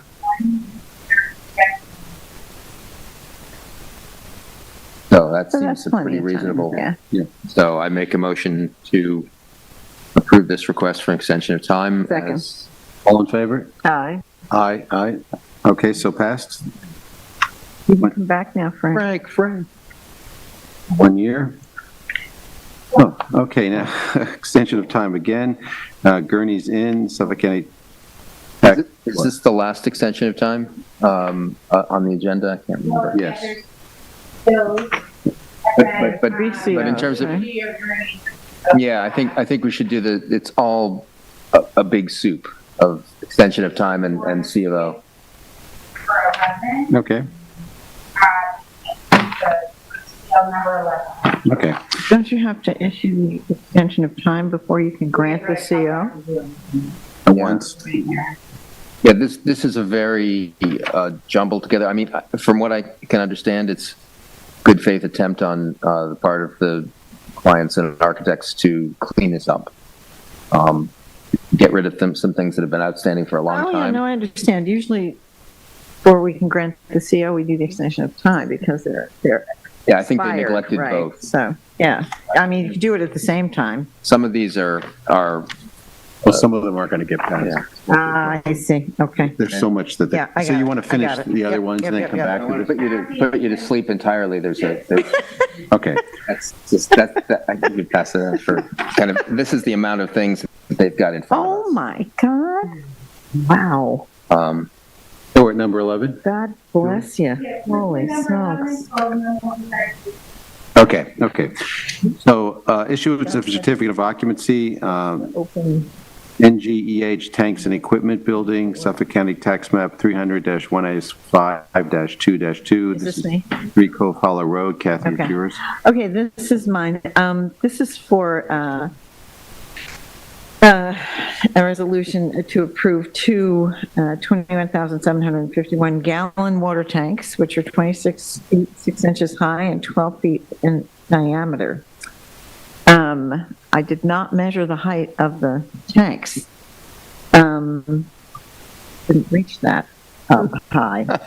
There was a 12-foot by 15-foot equipment building, which was, roughly accurate in that. Is that right there? Yes, the painted laurel green. Mm-hmm. Yeah, this is sort of I forget what we looked at already, but anyway, this is as you come off Cove Hollow Road, you make a right. You have to drive way down a road. You can't see. It's filled with stuff like this. This came out fine. But it's 11 inches taller, and they didn't use Arctic white on the trim. Personally, I don't have any problem with it, but it feels like it's almost a foot taller than it was approved to be. So I have a little trouble with that because we've held other people, it's not like it's 15, it was 15 feet 2 inches by 12 foot 1 inch. Yeah, it's a builder's error. That didn't faze me. But I was surprised that it was 11 feet 2 inches high. I don't find the trim objectionable. It's not Arctic white. It's like a silvery color, but that's okay. But I don't know. I really, I feel like I don't know, Charlie, what do you think in terms of that? I mean, because I know this is a utility, but there's part of me that, the resolution said 10 foot 2 inches. It's 10 foot 3 inches, and this is 11 foot 2. So it's, it's almost a whole foot. Yeah. How do you get it from the foundation? And not the gravel? Yeah. I mean, No, it's not, no, it wasn't the measurement so much. It's just the disparity in the measurement to what the resolution says. Because even if it were even if it was 11 feet, it's still, I mean, we've held other people to a tighter standard. That's all. I'm just trying to be consistent. Right. I think we also have to be consistent in terms of how visible this is. Yes. No, it's buried. It's not going into space. It's where the wind tunnel, where the wind stuff comes in. It's completely buried. It's completely buried. Oh, it's a whole substation. I mean, you feel like you're vibrating with electricity when you go on the site. It's crazy. No, really, it's huge. It's kind of like a science fiction. And you are. Yeah. What's that?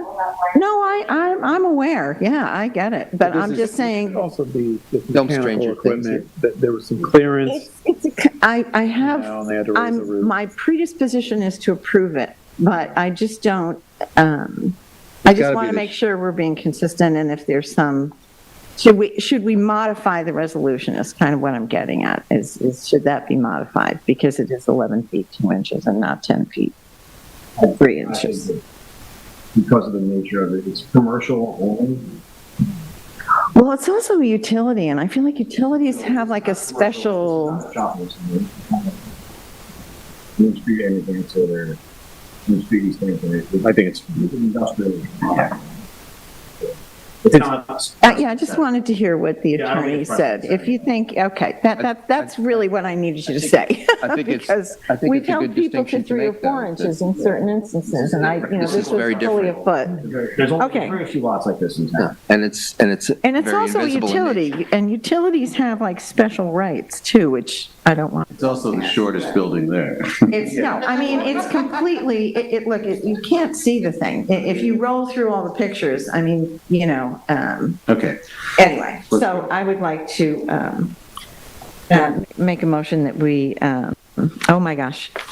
make a motion to instruct staff to notify the building department this applicant has satisfied the conditions and substantially conforms to the ARB approval of the resolution dated December 15th, 2022. Second?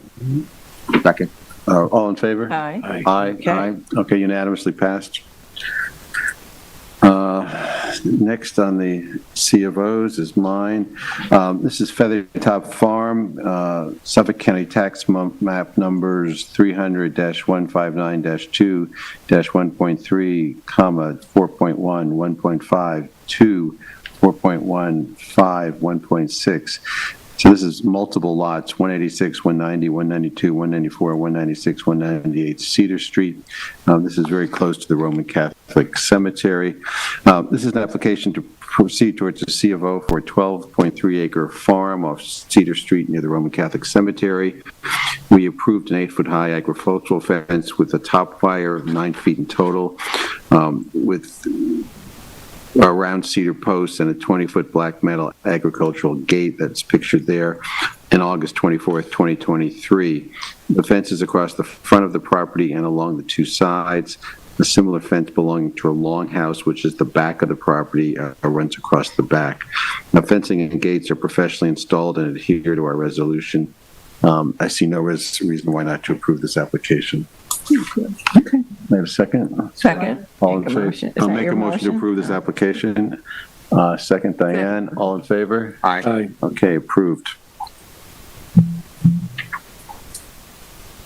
It's actually owned by the town. That's right. Yeah, interesting. And leased out to Yep. someone who's farming. Feathertop. Yeah, Yeah. Feathertop. Just great. Okay, now we go back to Chris. So we're going to do the, And now for LCD, number 9. so this is Gurney's Inn, Suffolk County Tax Map number 300-87-3-28.1, 290 Old Montauk Highway. This is for an extension of time. Chris.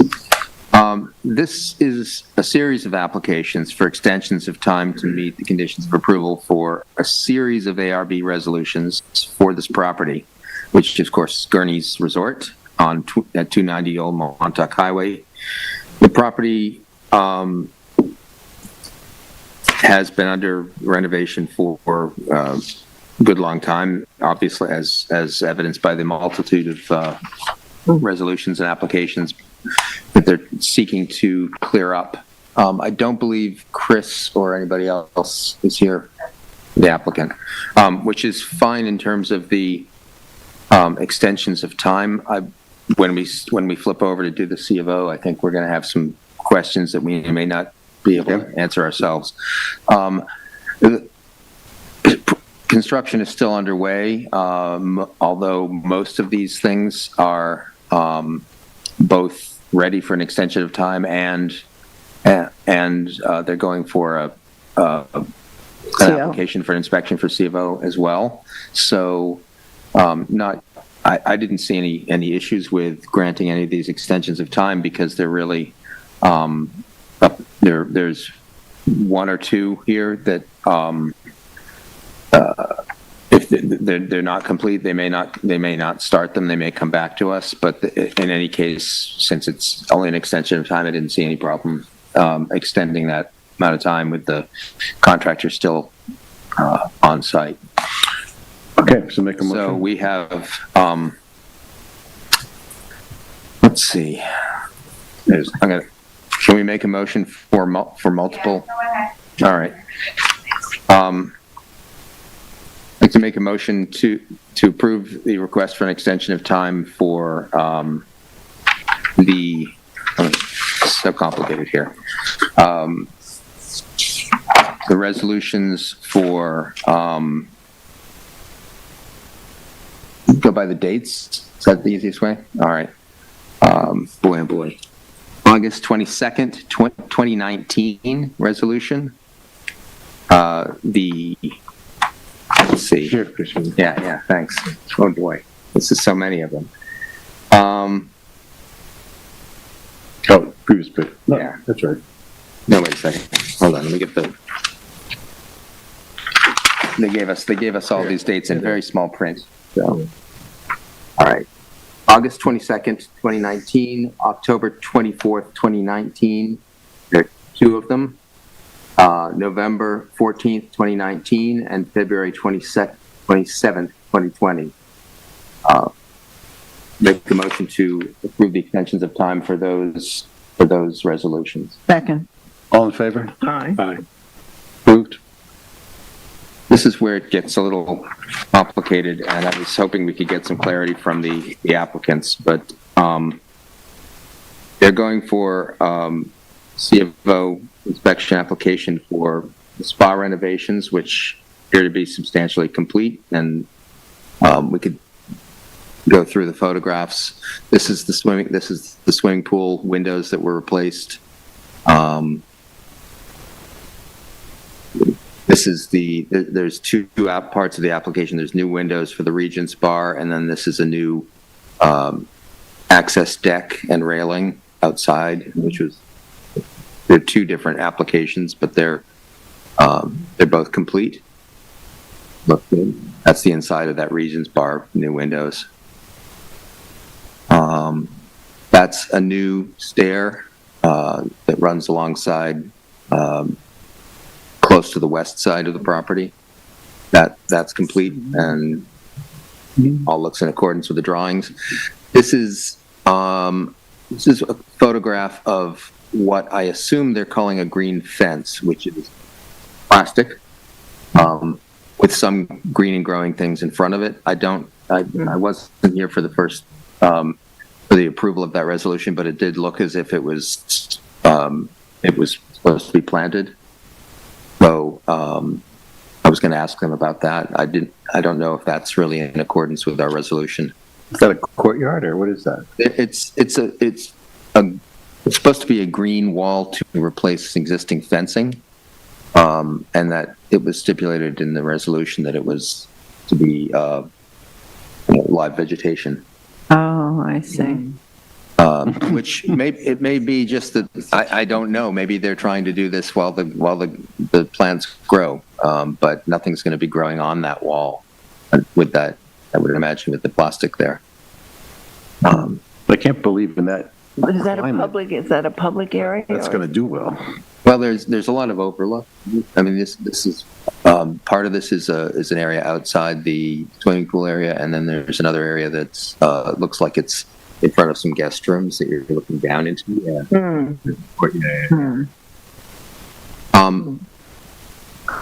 I would think that we would just need to question the applicant who's not here, so I'd be hesitant. Do we have to- the resolution? Oh. That one was, let's see. I have, what was the? 5 green walls. Yeah, 68806. The resolution stated that,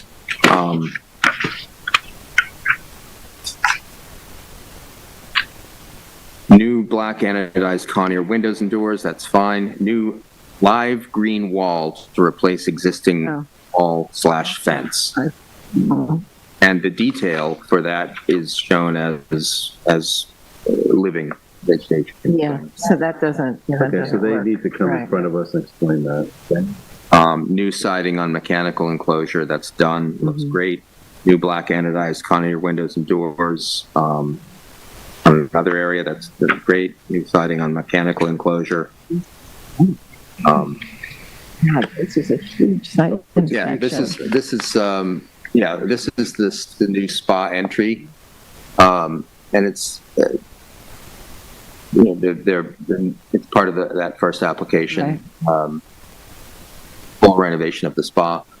The previous photograph though shows also some other things there that those vertical lines in the upper part of the photograph, that mass there is an elevator.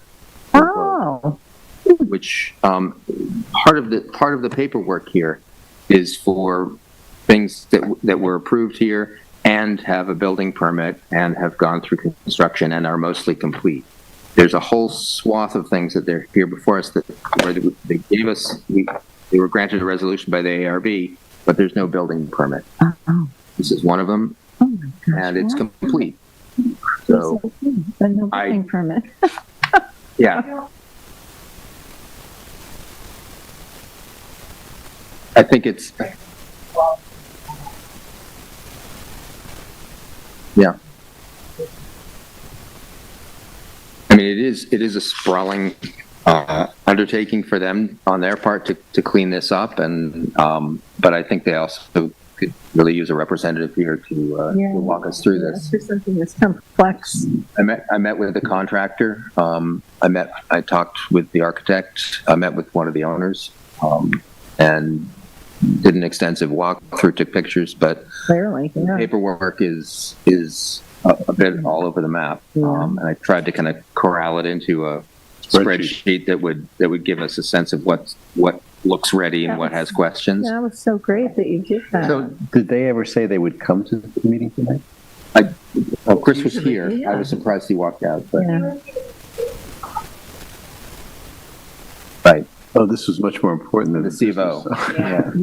Oh, he was the first in the line. Oh, yeah. Maybe we could have accommodated that next time. I didn't think you mentioned it.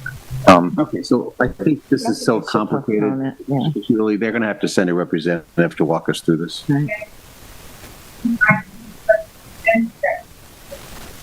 Go for. There's still things that are not complete, so it's too much of a paperwork headache already. I don't think there's any problem with the extension of time, as we've already discussed. The CFO is too many issues. But if they don't have building permits, I mean, that's a huge hole in that For an elevator, application especially. process. Well, particularly for an elevator, but just in terms of the paperwork, we can't give them a seal if they've never had a building permit, right? It says on this, there's a building permit for it, 32521, construction of new ADA compliant lifting enclosure for accessible roof and entry level access. Where's that? On this on their spreadsheet? On this spreadsheet, yeah. But then they say a note, 325 resolution has no building permit. It was awaiting an environmental. Oh, that's the it's this resolution. Aaron is checking with Morgan Slater for an update. We would need that approval to apply for the building permit. I have to look at it closely at the fine print. I see. I can't read the fine print. I thought that was a building permit. That's a resolution. Yeah. So we just That's a really great job. So yeah, I think they need to get some paperwork straight, get a representative here, and we can talk about it. Okay. So this is an incomplete? Absolutely. No Absolutely COs can complete. issue. Okay. At 6:10, are we done for the evening? Motion to adjourn? Make a motion to adjourn this meeting? Okay, I second that. All in favor? Okay, all done.